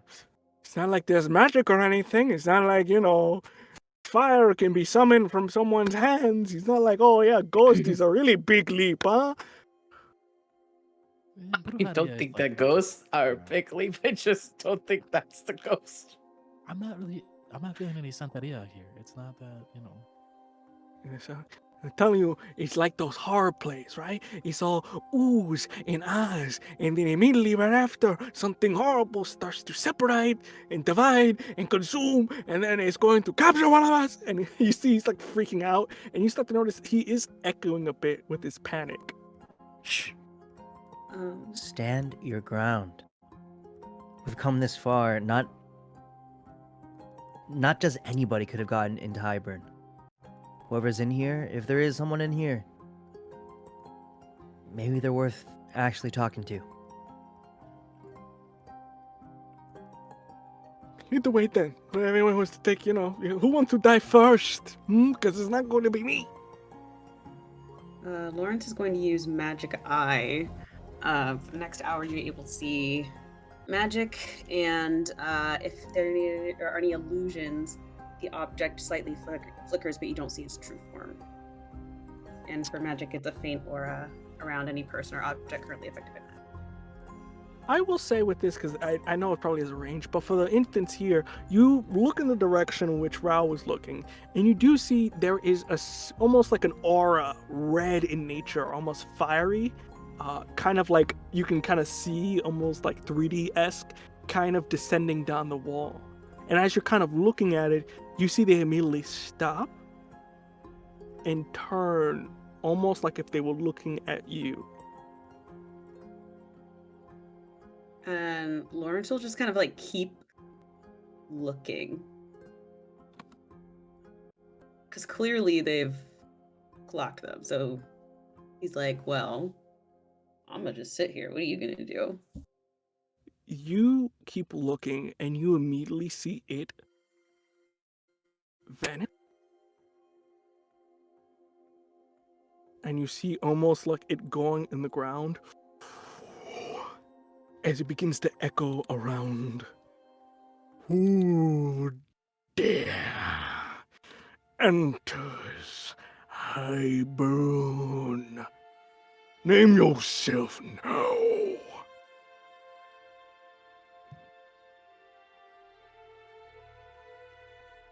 We all hear this? Yes, you see it echoes, almost reverberating from the wind picks up and it gets slightly hotter. My name is Rao. Student of Sophia. Former Gear Knight. I'm here with my friends. Gareth Komoko, also of Mar.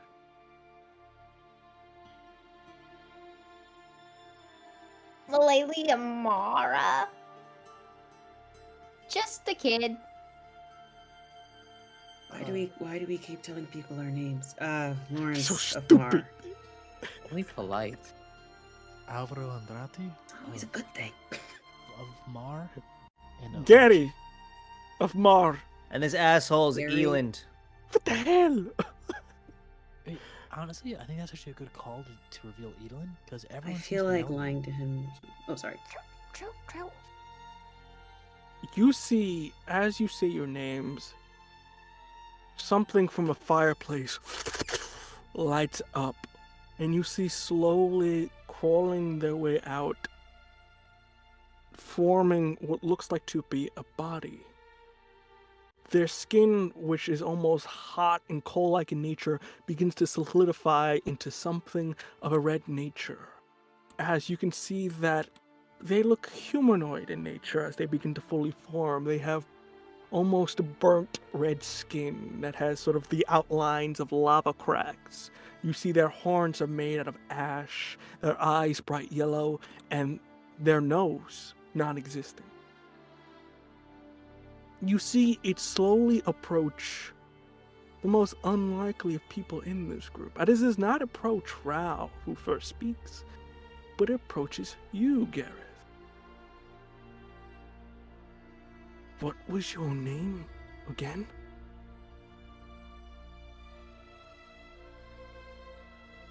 I'm Gareth Komoko of Mar.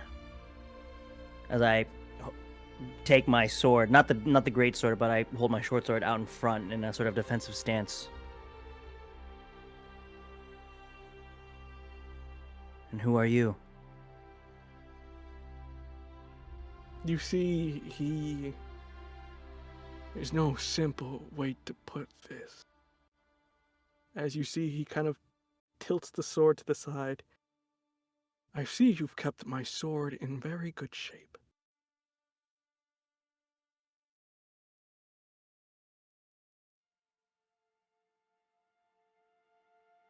Your sword?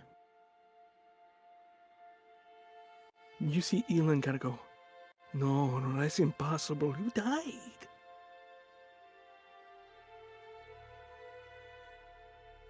Son? I reach for the sword at the back. No. What?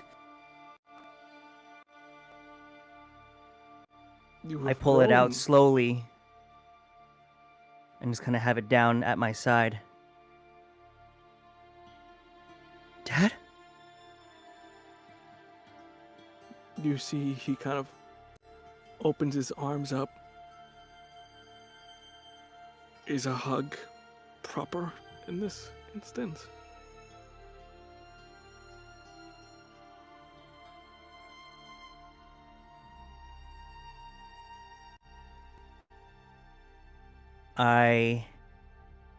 My hand is trembling so much as I hold the grip of the great sword. My eyes are frozen, and I've dreamt about this so often. The face was always blank, but it was some sort of fatherly figure. As I drop it and I go in for that hug. You see that worried about you burning, you don't think about it in this instance, but as you do, he holds you tight and you feel a warm embrace about you. You see Elin go, Arthas? Elin. Allow me to introduce myself. My name is Arthas. And if you cannot tell already, Gareth is my son. Which means you must be his friends. From which I already know apparently some people here. As he looks towards Malele and also Lawrence, he looks at all of you really. How curious that you all are the ones to come here, but why are you here? You should not be here. This place is cursed. You see, he immediately kind of begins to realize what he's doing and kind of backs away from the hug. You all should leave.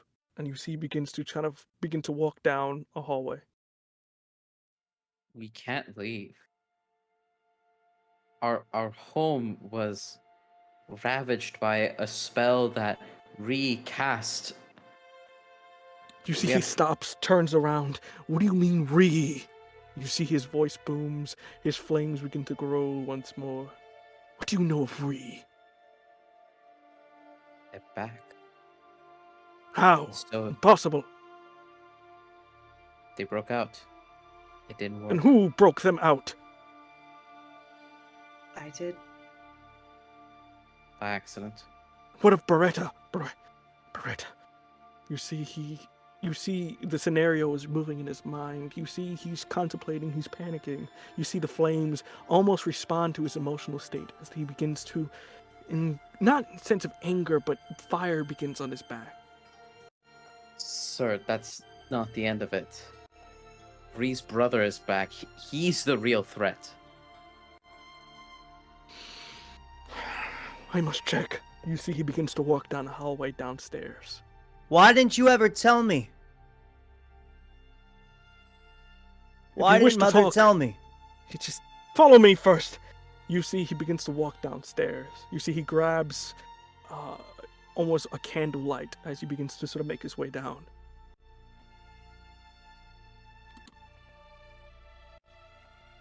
Do you all follow suit? We follow. Gareth will be at the rear, though. Rao will be at the rear with Gareth, and I think will, if Gareth's so allowed, like squeeze his shoulder reassuringly and just mouths, "We're here for you." Okay. I pick back up the great sword and sheath it and nod my head. I never knew. I know. Let's see what he has to say. With that, you have to pick up pace. As you see, he is clearly a man on a mission, going somewhere. As you see, he is going down the stairs, ever dwindling down. As you see now, at the moment, he is walking what looks like to be large furnaces of some sort of workshop. You see suits incomplete as he's walking suit. And he goes, what was your question again? I forgot. Why? I never knew this. Mother never told me. This is all too confusing. I thought you were dead. Well, perhaps I should start at the beginning. As you see ash begin to circle you all, as images begin to be formed from them. Like many, back in my day, I was a talented gear knight. But unlike my other brethren, I was something special.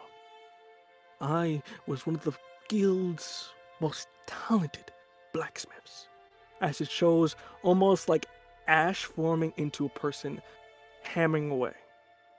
I formed so many great devices, suits, artifacts, the stuff they talk about in legends. Your mother, I met, well, she wasn't a knight. She was a fellow sorceress, mage, whatever they call them these days, that simply I had the pleasure of meeting for materials. And to skip over the details, as you see kind of glosses over, we were very happy. Now, some time had gone on, and as you know, kind of looking towards Eland, being a gear knight isn't exactly profitable. I was young for my age, and I thought my skills were worthy of coin rather than applause and the occasional drink at the tavern in my name. So, I began to sell my designs, items that are forbidden to give to other people, as it kind of cuts to him almost in a rogue-like nature, stealing what looks like to be scrolls and selling them to whoever he can find. It gave me and your mother a very comfortable and profitable life, and I felt like my talents were really being used. That was until Diego Grazzi came into my life, as it shows what looks like to be an image of an older gentleman, refined in what looks like to be garments of some sort. Now, Diego had come to me and approached me to make a crown for him. But not for decorative purposes, you see. He gave me a special material to mold something out of. He said he found it in some grove. And I didn't question it. It was so much coin, I thought I could afford anything I could desire. For you, of course, you were on the way as well. You were almost born. So I worked and toiled, as it sort of shows flames as he makes it. The material was hard, but luckily I had friends.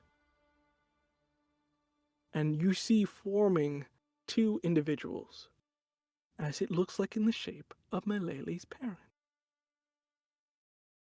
You knew them? I did more than know them. Let's just say I was brash for my age and did not care who I had to use,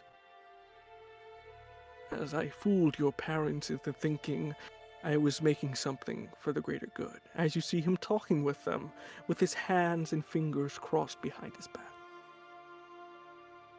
They provided me with all the material I needed.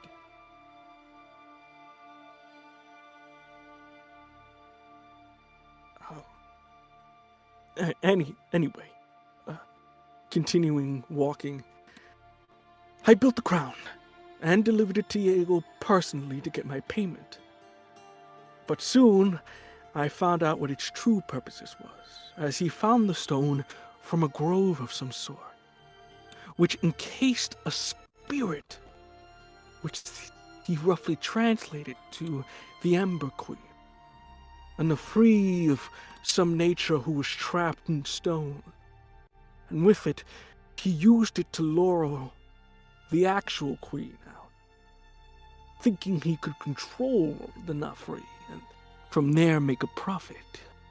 As you see him this individual holding a crown out to what looks like to be an owl creature. But in between, you see something smoky, red in nature begin to corrupt. He was very wrong, for the spirit had only transferred into the modern-day queen. And with it, started the war. Now, I tried my best to stop this curse, but I couldn't. That was till the last battle of the war.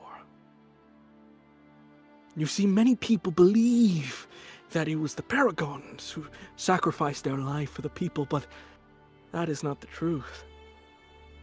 For it was not a group of people, but rather a person. As you see, Eloise form out of the smoke. Eloise single-handedly managed to stop the queen, while the rest of the paragons died as they used their musical magic to rival that of the crown. They put an end to the war, but they couldn't stop the paragons, and also your parents died as well.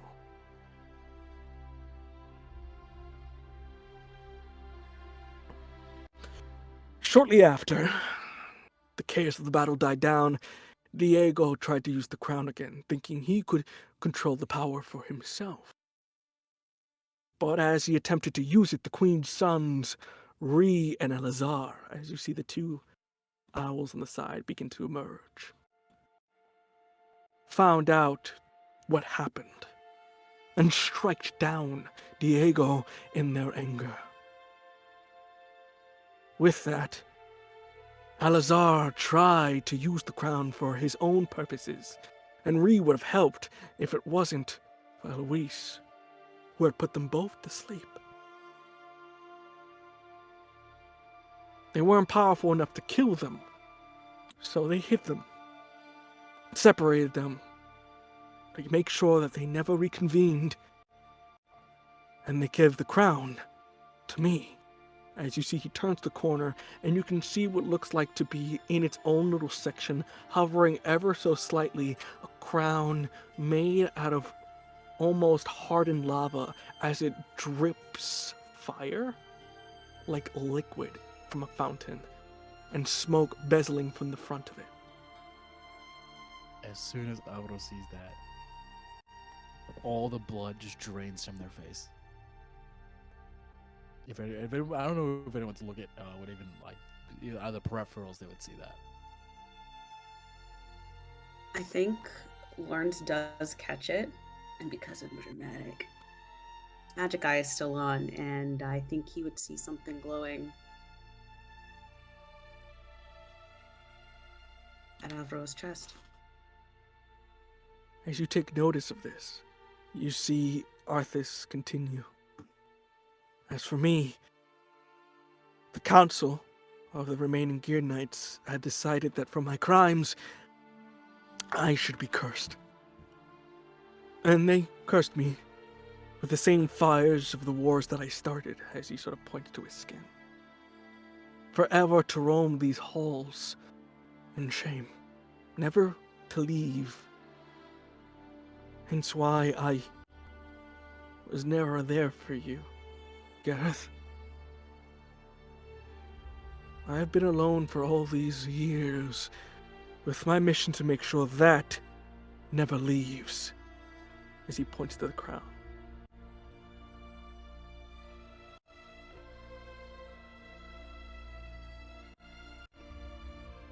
Cleric, you muted. I know, I'm shit talking. It's fine. Okay.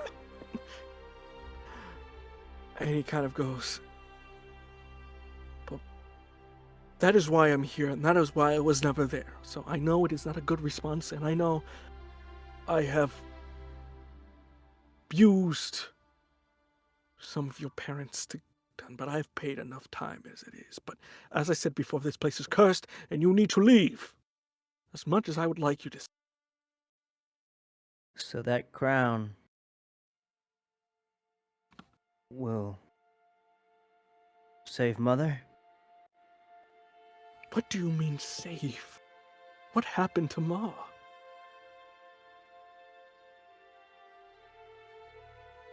Everyone turned to stone, sir. And Sophia, in his last moments, asked that we get access to the Symphony of Scylos, and that's the only way we can save everyone in Mar. Sophia was not wrong. The symphony was made and composed by Eloise as a last-ditch effort. They didn't use it before because they didn't have the energy to finish it. But as time went on, they did and left me the notes. The symphony should get rid of the Nefri for good. I don't know exactly how it does that, but apparently it does. Can I do a deception thing real quick? What are you trying? You trying to on the Can side? I fake throw up and be like, I need to step out. I need to go. Roll d20 for me, please. I can be something else in case this is something that grosses people out. I apologize. That's a 13. 13. You don't, necessarily do anything, but you do make a convincing voice of like, I feel a little queasy. I think I'm gonna Yeah. get some air. And I guess with Magic Eye, Lawrence would see them gripping the glowing part, and then I could be like, hey, everyone, I need to step out. This is a little too much. I need to go. And starts backing away. Take your time, Alvaro. It's a lot to handle, I know. Yeah, and then Alvaro sprints towards the entrance. With that, you sprint towards the entrance. Does anybody follow? Yeah. Here. Yeah! Fantastic. Lawrence, Lord. you're missing the lore drop. What do you... I just want to make sure Alvaro's okay. I'll be right back. It's a little But much the- for me too. Oh, Sorry. Your friends will be and okay. says, like, call me if you need. so where is the Symphony of Scylos? Is it here? It is, if you follow me. But you see, he's looking specifically at you, Malele, as he kind of is like, Malele, I know there is not much a fool can apologize for. I probably know I destroyed your life single-handedly, but I'm sorry. For what it's worth, I never meant for this to happen.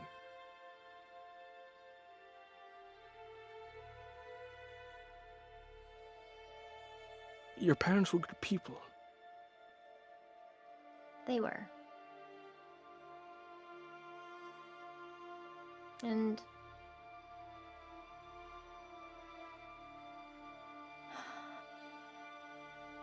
I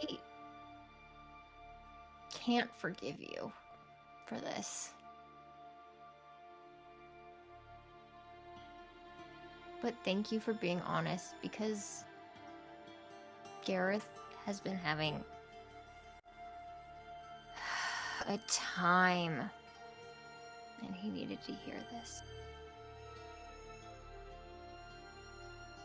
We all did. You see, he's no. holding back. I still have a piece of them. My dad named my boat after my mom because she was always wanting to see new places. So I'm glad that I'll always have a piece of them with me, wherever I go.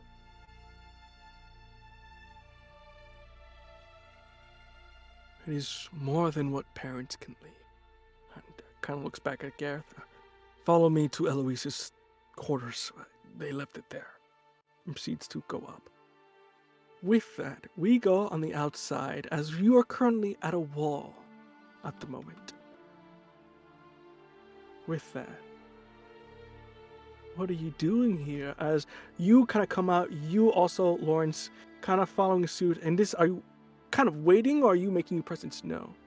Keeping a distance, for sure. Probably waited a little bit for Alfredo Okay. to head out, and then as soon as he stepped out of the room, he summoned Little Bird and said, "Follow him." Fantastic.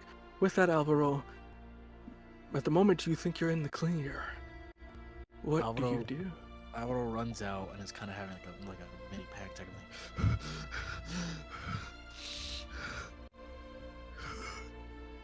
and then like slowly goes in and reaches for the satchel, opens it, and looks at the blank page and is like holding it in their hand, just like.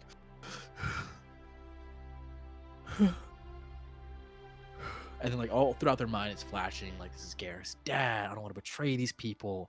Everything is all these emotions are flowing through, and as like this, all these cascading emotions, one image just floats through their mind, and it's just them at a table with their abuela eating. The only family that he has left,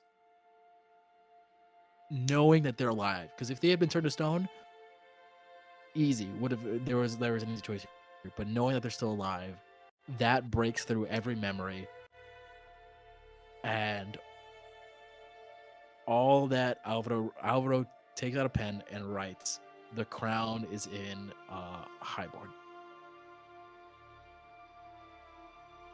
And because I don't think they heard anything about the symphony, right? The symphony. No, you left with that part. But Yeah. kind Okay. of- So wouldn't know that. Crown is in Highborn, guarded by has a guardian. fantastic. Yeah, that's Anything it. else? Just With that, you write that off, and as the camera kind of pans kind of through, we see Alazar pulling up their notepad. All right, fellas, let's do the big push. Fire in the hole! You see, puts his hand straight down as you see flame. You all hear just a simultaneous. You see that sort of top ceiling portion, which was providing sunlight, immediately go dark as you see boulders begin to.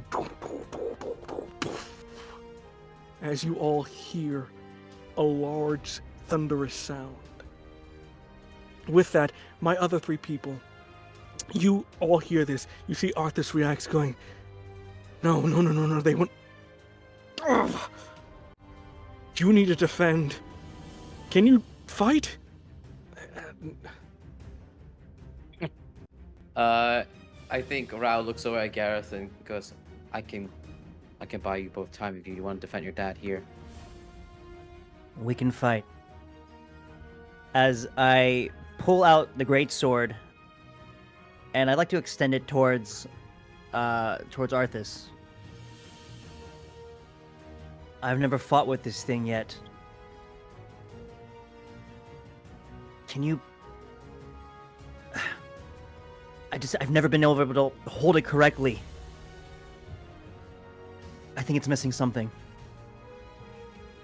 You see he kind of just taps it as you start to see the steel become heated and cracks through and through.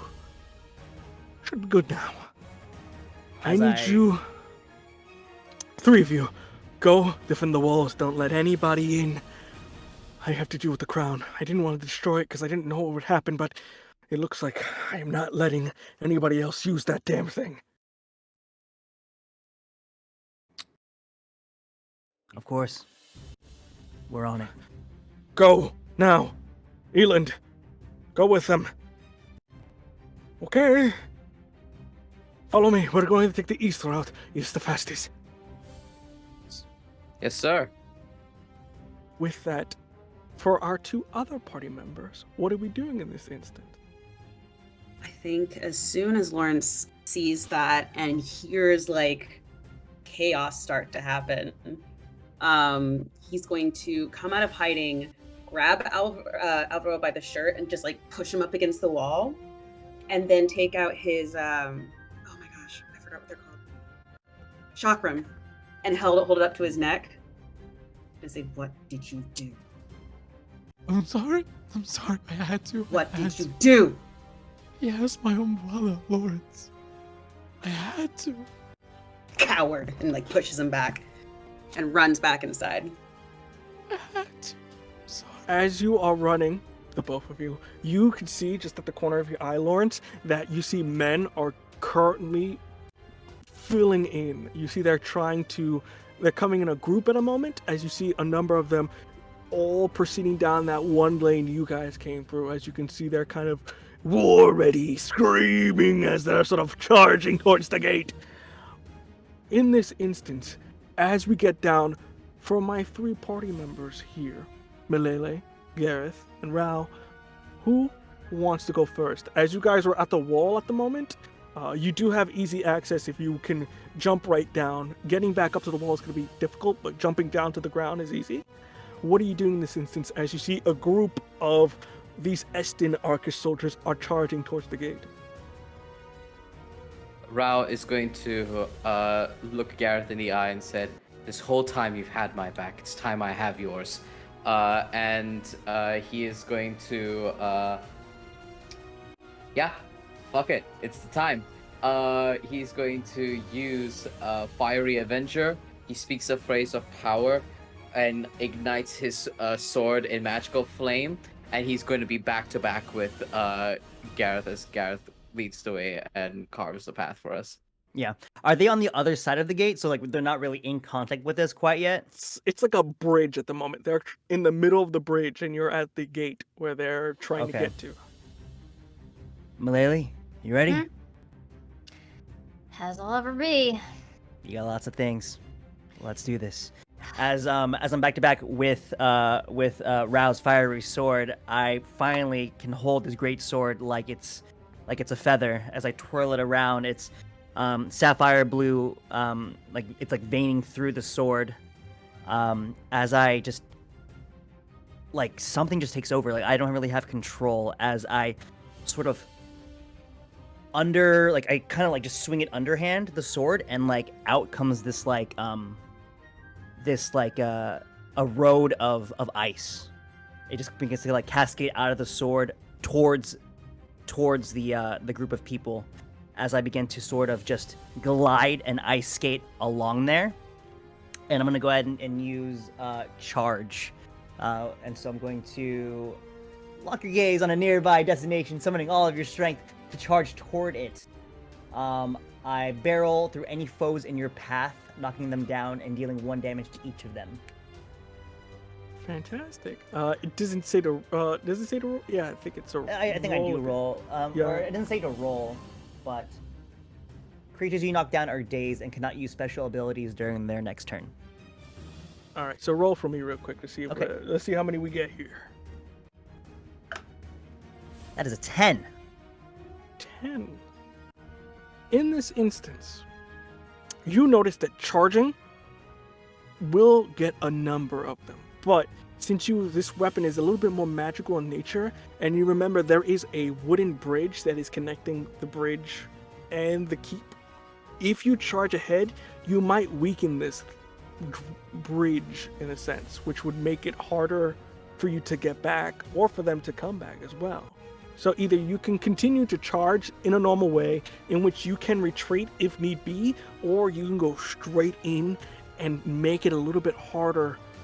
Maybe the possibility of not being able to get back to the keep if something bad happens. You know, it's the no. We're committing. We're gonna just go for it. We're gonna try to do it. I'm not really looking to play it safe. Gareth is just kind of blind rage at this point as he just charges forward. Fantastic. With that, you almost like charging through, almost like a something from space entering through. You go through several of these men.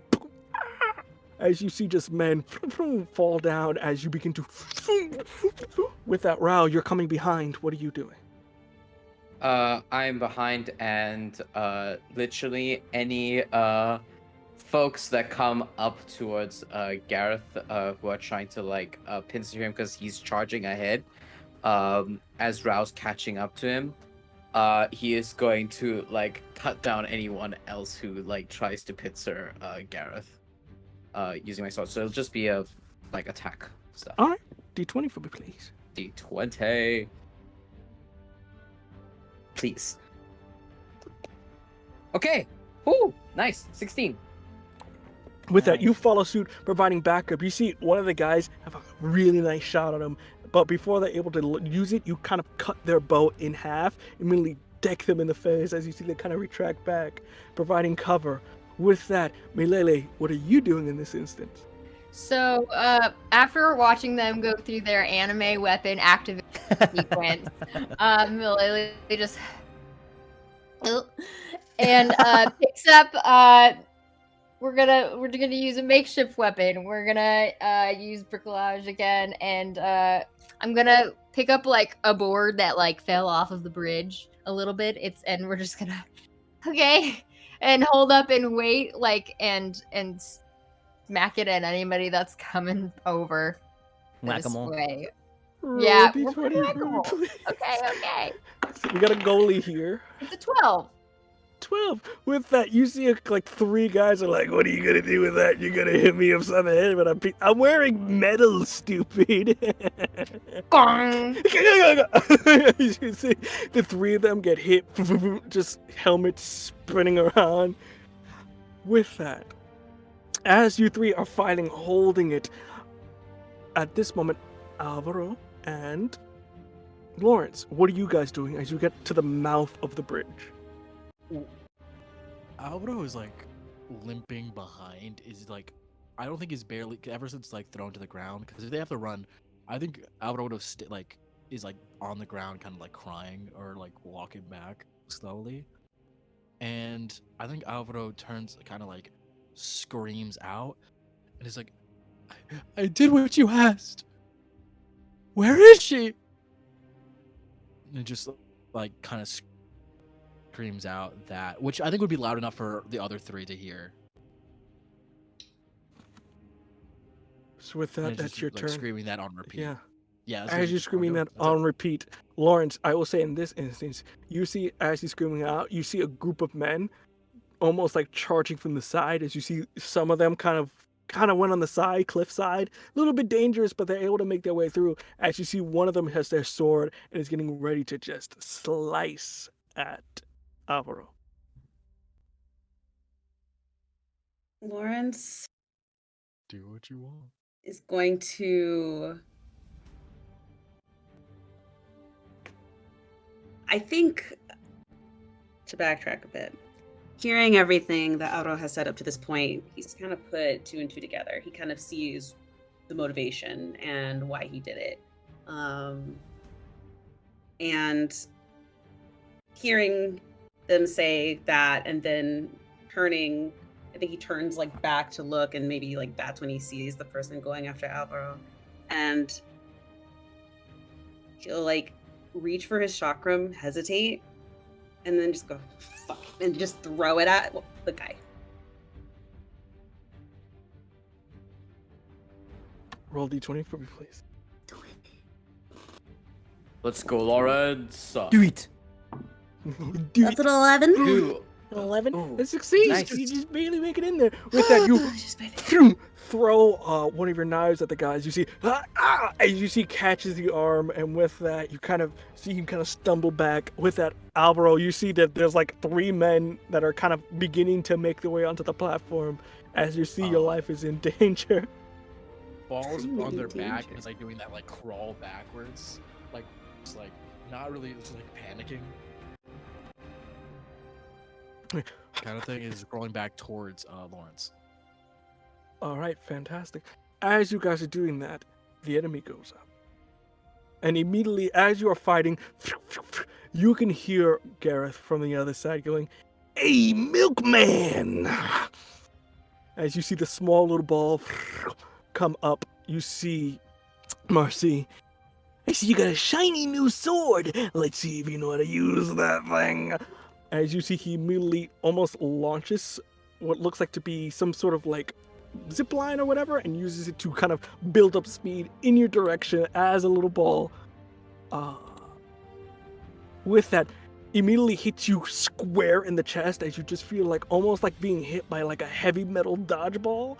As you just get thrown back, you take about 3 points of HP as you get hit in the chest. When he bounces off of me, does he like create distance, or is he like right next to me type of deal? More in the sense of like he creates, I say slight, like 5 feet of distance. Almost like I said, Okay. you get slightly, but not too far. Okay. So I'm just slightly out of reach. Just a little Slightly bit. out of reach, just slightly, as he kind of hits you up and kind of like, come on, I thought that was the best you got. With that, I'll just do a general check for my other lovely people here. Fantastic. With that, Rao, you see one of these guys trying to hit you. You manage to knee him in the face. They kind of miss on the side. But for the rest of you, as you guys are fighting, you see they manage to get some lucky shots in. And for Melele, Lawrence, and Alvaro, you take 2 hit points of damage. As you get some scraps and whatnot from either just a stab wound or just nothing vital at the moment, but you are fighting off a lot of people. You see in this moment, you see Eland currently at the top trying to aim something. As you see, he's trying to prepare some support. As you see, fire now! Immediately, as you see the men that are pouring out begin to like back away. As you see several balls of fire, providing at least some breath for you. In that instance, Gareth, you're up. So with the charge move, I'm assuming there are some more like grunts like nearby, like trying to stumble to get up.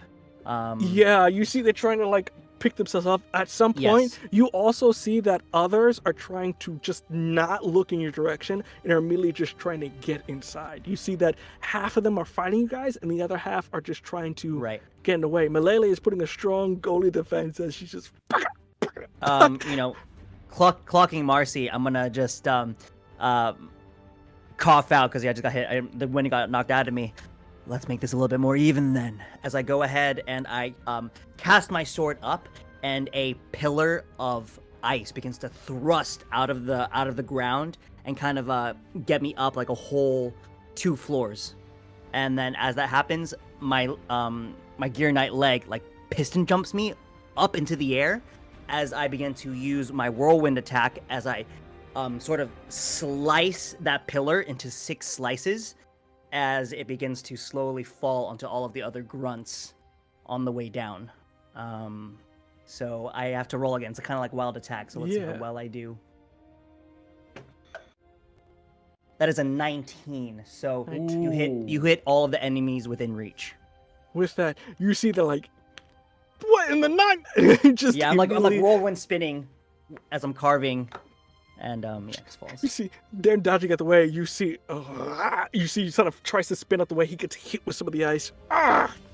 Oh, you're good, kid. You're really good. You see one of the guys. Why do they always have the cool stuff? With that, Rao, what are you doing in this instance? So after Gareth like does that and is kind of like shifted slight focus onto like AoE, Rao in perfect synchronicity is like steps a foot forward in front of Gareth and takes a deep inhale, and he's going to use Thunderous Word on Marcy and whoever else is with Marcy at the moment. I'll spend 2 AP. The wave knocks up to 3 creatures backward and hits them each for 2 damage. Creatures affected by the spell are briefly dazed and cannot use special abilities during their next turn. So Rao wants to create an opening against Marcy.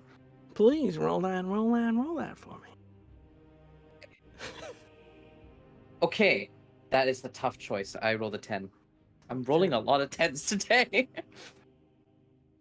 You see that you're using a thunderous, so it does it move anything, or is it just No, it's literally like Fusroda. I literally yell Okay. a word and knock them back.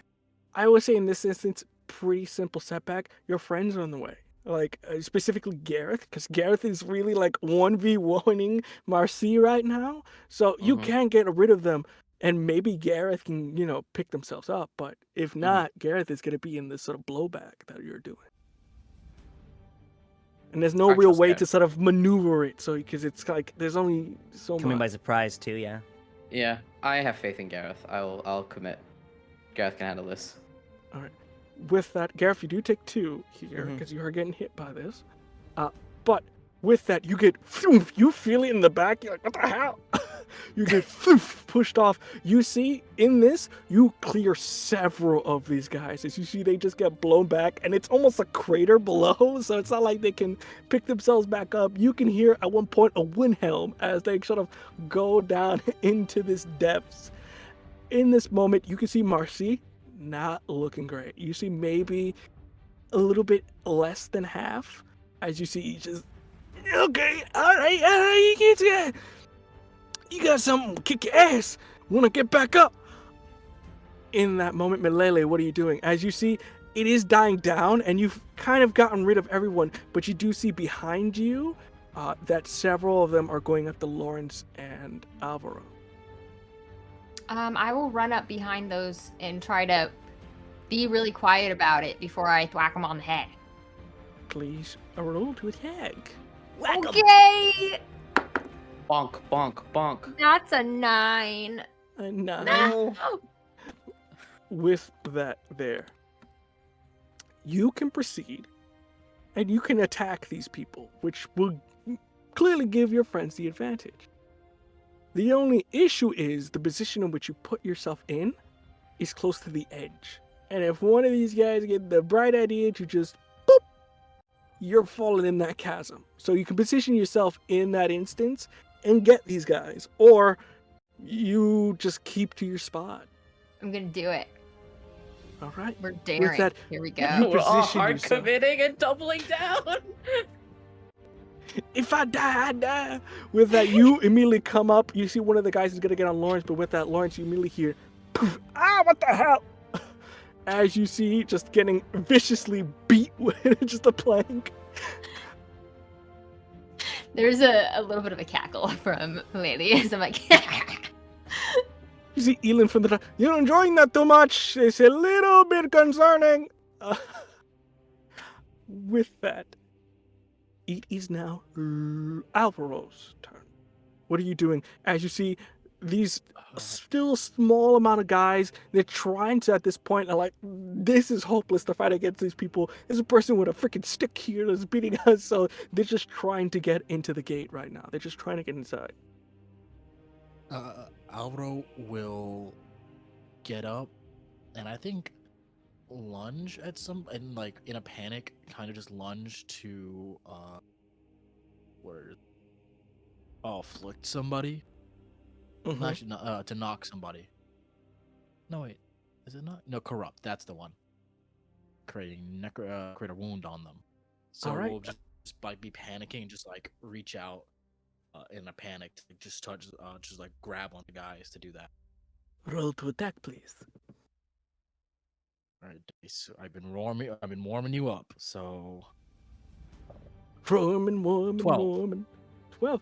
With that, you immediately grab one of these individuals' legs. You see them go, oh my god! As you see, it's almost like their bones decaying and just swishing as you just see fall on the ground. As you see, holding it, black veins on there. With that, Lawrence, what are you doing? How many are like we facing right now? At the moment, you've gotten rid of a good amount. There was originally maybe 50-ish men coming here, Okay. but half are gone. In terms of what your little island here, because you're on the other side, there was Yeah. about 5 guys. From what just happened, there seems to be only really 2 right now. You do see one is in a very advantageous position to push Milele if they so deem so, and the other one seems to be in a position to hurt Alvaro bad. Okay, then I'm going to use Bedazzle to summon 4 prismatic bolts that each hit for 2 hit points. And I'm going to direct 2 to each of the people who are still up. So 4 Fantastic. hit points each. To make this easy, so you're not rolling 4 dice, just roll 2 dice, 2 d20s for me, for the 2 that are going one way and 2 that are going the other way. All right. That's a 2. Okay. That's a 17.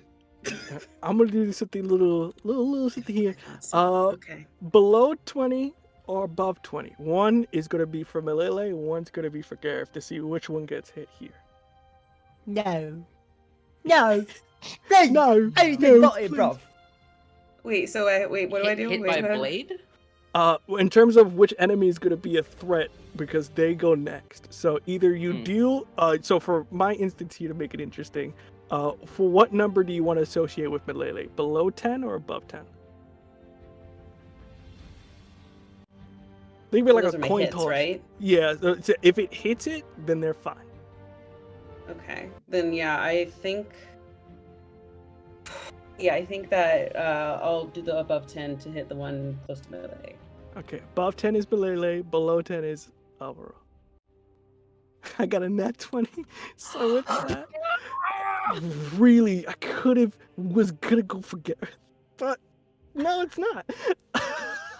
With that, you get rid of this person in this exact moment. As you see, they are gonna almost push Malele. You at the last minute, boom, put your bolt. You see it hits them, and they immediately boom, go forward, falling down. Saving Malele in that Wait, did they fall in? instant. The enemy guy just completely falls in. Oh my gosh, Let's I killed go. a person. Yikes. With that, killed a guy as they're screaming to their death. Sadly, the one that's going towards Alvaro, you kind of like quick draw it, and it kind of goes shy. In this instance here, you see Marcy is going to do another attack on you, Gareth. Mhm. And for my other two individuals, I think at the moment only Rao and Alvaro are the only people who are still being attacked at this moment. So with that, first things first is Gareth. Fine. Ooh. Yes, another net Did you- 20. Did you get hit? Is it a blade? Is it a bladed his weapon body? coming towards Gareth? Trying With to the think. pinball attack. He's a ball. But Oh, he's a ball. Okay, then He's a ball, probably so it's not. kind of- My it's- bracer won't work. I'll be fair. That's fair. No worries. It's a it is a blunt ball, so he's weapon. doing more blunting kind of deal. So you're gonna Sorry, get hit. Gareth. And then for Rao and Alvaro, does hit you, Alvaro. But with that, in this instant, Gareth, as you are fighting, you see immediately as you are kind of going up, Marcy grabs your hand and almost like with the pressure of their suit, begin to immediately crush your kind of wrist, doing 1 point of damage to you. But immediately, it is going to become increasingly hard to wield your weapon as they just crush it, as they smile gleefully. But in this instance, they are exposing themselves because they're not protected, as they're currently crushing it. For you, Alvaro, you see Malele get saved, but this guy comes up and immediately just stabs you in the chest. Knowing your anatomy, you're safe because they miss all the vital organs. Still hurts like hell as you take 2 points of damage there. And Rao, That's you four. kind of fighting off, you managed to still block everything. What were you going to say, Alvaro? No, I'm at 4. All right, 4. With that, Gareth, you notice that if you don't do something quick, your life is on the line here. What are you doing as Mercy has you in hand hold it? As his hand is locked and crushes my wrist, my hand, I would like to think, is still on the sword. Mm-hmm. I would love it if, like, a frost begins to kind of, like, emanate from the blade and travel up it and freeze both of our hands together. Just for the small little action. And I'm going to go ahead and take my bionic leg and just go for, like, a Muay Thai kick to the knee. Fantastic. Roll to attack, please.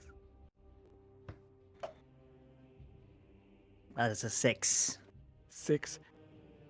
You immediately, boom, you see immediately counters it as it goes up. Rao, you notice in this instance, if you don't do something quick, homeboy may lose his life.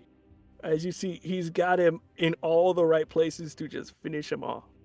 Oh, fuck that. I think with that, hold on, let me read my ability really quick so I'm not lying.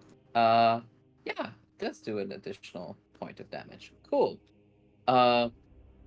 With that, using my flaming sword, Rao is going to leap onto the side where Marcy is, holding his longsword with the flames, and using that heat, try and cut really deep and to try and inflict as much damage on Marcy as possible, because to get him off of Gareth. Please do.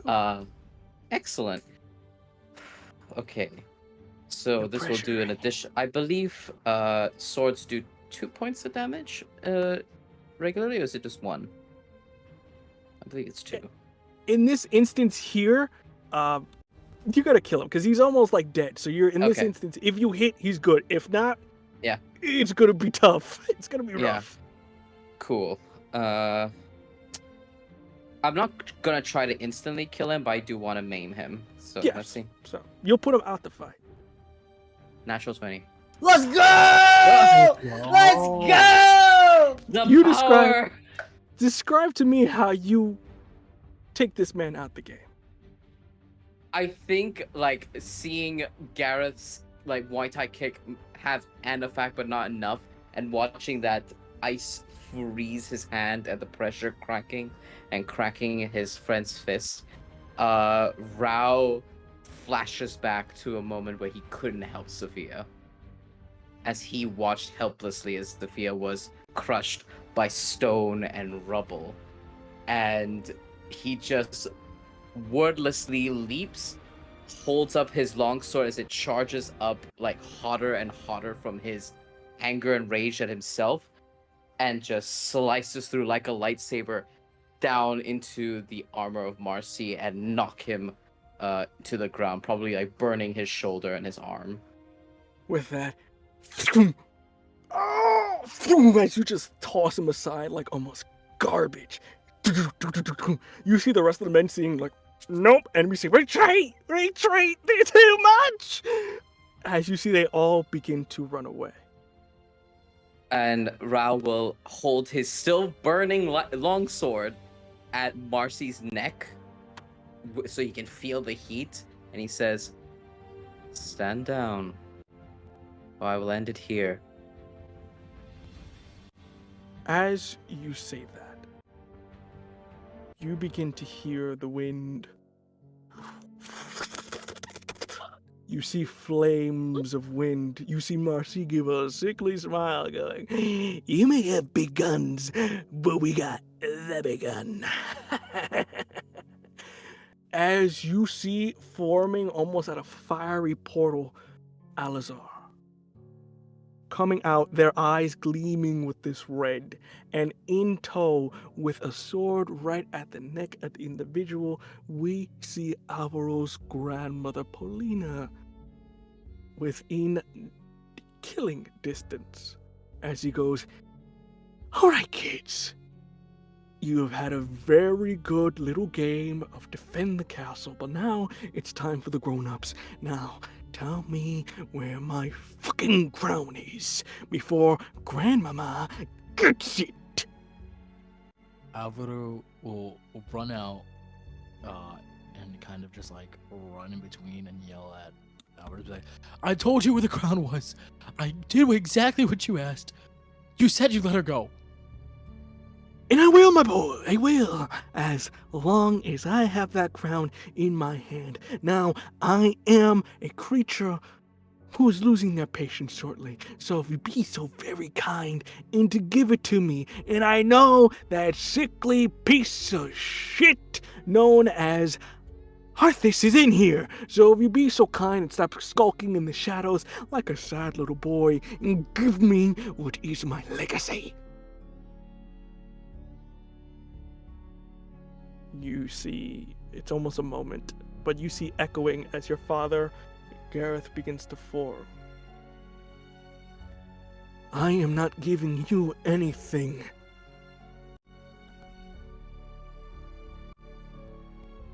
Is that a fact? Well, then Grandma goes bye-bye, so... Are we okay with that? As you see, he kind of goes over to you. Alvaro is gonna just be crying back, give him the fucking crown.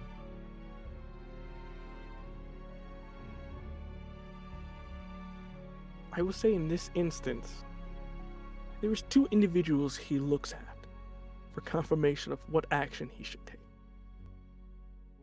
Of course, he looks at Gareth, his son, first, as he kind of gives you a look of, should I do this?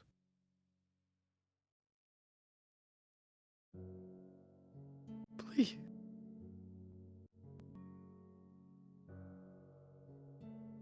What the fuck? Do what's in your heart of hearts. Whatever that may be. Oh, this is fucked. Holding the great sword with my mangled hands. I'm gonna look at Alazar, and I'm gonna say, "Do it. You're not taking this crown."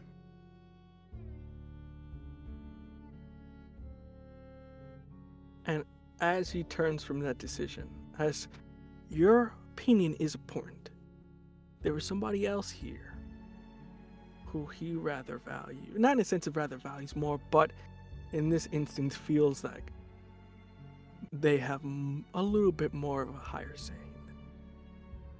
As you see, he slowly looks over to you, Malele, giving you the chance your parents never got. He gives you the choice to decide the fate of someone else, full Please. knowing that it is one life versus the fate of all the lives in this republic. Guys, you can't be serious, please. I'm so sorry, Alvaro. No. No. Turns and look.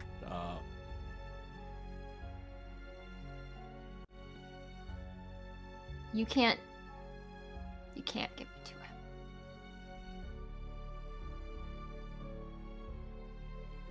him. Alvaro, if is seeing that everyone's doing this, Alvaro could dive towards Gareth's dad and cast Nox. Say that one more time. I'm gonna dive on Gareth's dad and cast Nox to dissolve them. I would like. Oh, sorry. No, sorry. No, sorry. So, first off, what does that spell do? What does that spell do? So it's specifically Nox. Oh, I gotta scroll down to it because it keeps scrolling up. Actually, I could use corrupt order. I'm sorry, it's corrupt. You give an organic creature within reach, create a necrotizing wound. Wound turns flesh black-green, and branches out where it touches them. The spell begins hits for 1 HP and again begins for the target's next turn. Let me see. Is there one that can do? I can do afflict, and I can make them become in pain. I can say in this instance, think- whatever you're gonna do, you would stun him. It doesn't. I don't think it matters too much Yeah. what exactly you do. So it's just a matter of stunning him. I was because As- I was gonna say, if you were gonna try to do that, whatever the second thing was, where you Yeah. decay him, I was gonna use my ability intercept, and I was gonna take the brunt of the blow. I'm down to do that. I'm down. All right. If you're I'm down. too busy watching the attacker because I can actually help Abuela while y'all are doing this nonsense. We're having spicy fun, Val. I know. All right. I I need a love 20 it. from you, Alvaro. Okay. First to see if you can hit. So let's see that first. No, 8. Hey, okay, so that doesn't happen. Ra, what are you trying to do? Because you said you were thinking of something. One day I'll learn to not speak when my mic is muted. He is watching because obviously all hell's gonna break loose. He's watching everything in bullet time. All hell's gonna break loose before Alazar's gonna show mercy on Abuela, right? He's not a man that waits. So as soon as Alazar raises that blade to Abuela, Rao is ready to use his gauntlet to stop that blade and put himself in a very precarious position in front of the BBEG, if my GM so allows me. All right. With that, you see, he goes, fine, your choice. As you see, you immediately, you see the blade gets catched by your arm as the blade gets pushed into the side, as now you are staring down the antithesis of what is a godly-like figure looking down at you. Not again. You will not hurt someone else's family again. And I will accept whatever you throw at me. I will not defend. You see, he isn't able to attack you as you see his hand begin to become almost molten lava as he tries to almost rip your heart out, but you just barely dodge out the way, and you see, I am a fearsome beast as you see flames form behind. You think you can stop me? And you hear just a voice from behind him going, enough. You see Eland. You see he's holding something in his hand. You see he has the crown in his hands, and as you do, you see that since he is touching it, it is actively almost corrupting his arm. Take this piece of trash and leave. You see Alazar slowly forms back. And you would give this to me, oh great and hearty Gear Knight. I'm surprised. You see your father Arthas, what are you doing? It is not your duty to give. He is not taking the boy, or any of them. I was given a duty to protect them. Take the crown and go. You see him approaching ever so slowly. I'm gently surprised a little bit. Is there anything we're doing as there is about to be a handoff here? I would say the only people in actual range here would probably be you, Rao.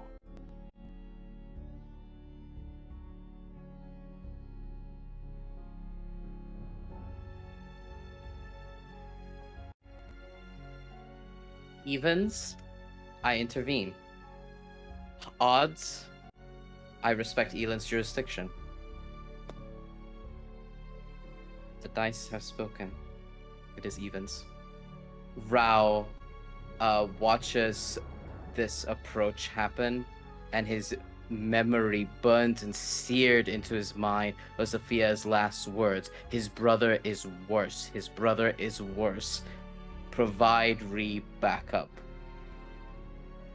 Rao launches himself, because I'm assuming Alazar has walked past him and his back is to him, and is going to hold Alazar in an attempt of a chokehold. But obviously this is a great being, and I might not be successful, but Rao is going to do it. He's going to recklessly charge and do that. He's not going to let his cousin down. With that, you manage to grab him. Ah, what the stupid boy! He burns you off. But in this instance, you see whatever is in this crown. Elan has been holding it too long. As you see it begin to... You see his eyes become smoky red. You start to see him cough up fire. Well, ain't that a thing?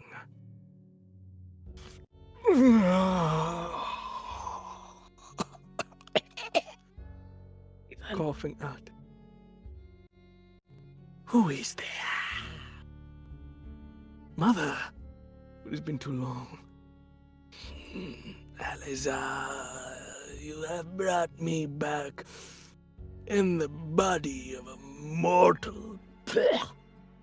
You see that kind of disgust I'm sorry, Mother. I tried to bring you back so I can bring you back properly, but it seems the time has turned. No matter.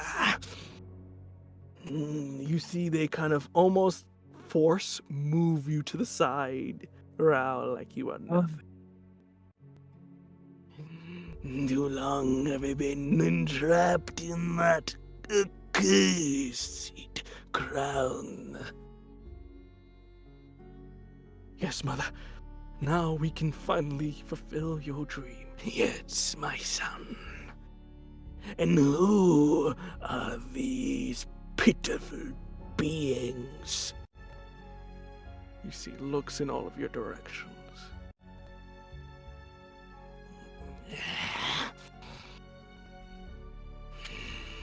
It does not matter. Come, my son. There is much work to do. Kingdoms to burn. You see a portal begin to open behind them as they begin to slowly make their way out.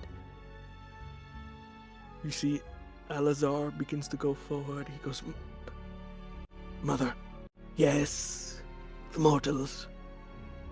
Yeah. I would like to thank you all personally for my return, though I wish I was in a better host. I shall reward you, yes, a reward. You see they touch the stone as you see all the exits and entrances begin to form. As I was entombed in my own grave, I leave you to the remnants of your hold. As they proceed to leave, entrapping you in a tomb with no escape. As we cut back to our narrator. And that is that penultimate tale before the grand finale. Now, I all suggest you all go home because I'm tired as hell. You see Erica? He's always getting tired. It's only like 10. Come on, just 2 more hours. You can come back tomorrow, okay? All right, everybody okay? Happy? Happy? Happy? I didn't make any kids cry, so give me the benefit of the doubt. You see a liar! All right, fine, whatever. And you see everybody begin to go out. You see the bartender go, well, sad to see you go. You only got 1 more night, huh? Yes, so sad that I no longer can do this for free. You know, it's not like it's a profession or anything where I get paid. Hey, just between you and me, they died in there. If you want to find out, come back tomorrow, as it will be the final say in my tale. And that is where she ended for today. Yay! Boom. Thank you, everyone, for coming for our penultimate Oh. episode. With that, I'm gonna go in reverse order of who exactly the hell are these people. Starting off with lovely Vale. I'm sweating. Hi everyone, I'm Valiant Dorian. I use he him his pronouns. You can find me all around the internet at Valiant Dorian and at Also Spirit, but please enjoy the lovely treasure I just set you on. And tonight I had the distinct pleasure of playing Rao, who also uses he him pronouns, our party's invoker, and resident. I will do my gosh darn best in the face of certain doom. Yeah. Thank you all for joining us for our penultimate episode. Hope to see you all in the next episode for all the more chaos that we're about to unfold. Fantastic Toffee, you're up next. What up, guys? I am Toppy, pronouns for he, him. I am a Filipino actor based out of San Diego. And I had the pleasure of playing Gareth, the who now has a dad again. And Gareth is our fighter of the group. And I'll see you guys next week for the finale. Lovely, lovely. Danny, you are next. Hello. My name is Danny Gage, otherwise known. My pronouns are she, her, and tonight I played Mulayli, whose pronouns are also she, her, and is the spy of the group. Thank you. I'm sad and happy. We love to see it. With that, Cleric, you're next. Hello, everyone. It's your local fuck up cleric here. I use he, they pronouns. Sorry, I'm like emotionally just like whoa, whiplashed. I use he, they pronouns, and I've been playing Alvaro, the abuela maybe having, doctor of the group, who uses they, he pronouns. I'm super excited for the finale. It's been a wonderful 2 episodes to be in here, and I can't wait to see how we resolve all the little emotions here. We love to see it. And last but not least, Calamity. Hello, I'm Calamity. You can find me as Hey Calamity all over the internet. 3 Ys at the end. I do a bunch of different things when it comes to tabletop and storytelling. So if you want to check that out, you can find me there. And I had the absolute pleasure of playing Lawrence, who I'm so sad we're going to have to say goodbye to next week. And all these other characters, I'm already sad about it, but I'm really looking forward to it. And last but not least, that leaves little old me. Hello everyone, my name is Chris and I was your guide for these preceding evenings. If you loved all that good stuff that I just did and broke hearts, brought hearts back together, you can find me on Twitter while it's still alive at VO_Cologne, COLON. Got all my VO stuff there in case you like my lovely voice, and you can keep track of there as I have a bunch more projects coming out, which are going to be really awesome and cool and heartbreaking, because that's my jam. With that, everyone, we hope you have a lovely evening, and we can't wait to see you next week for the finale of the Symphony of Scylos. Until then, bye-bye.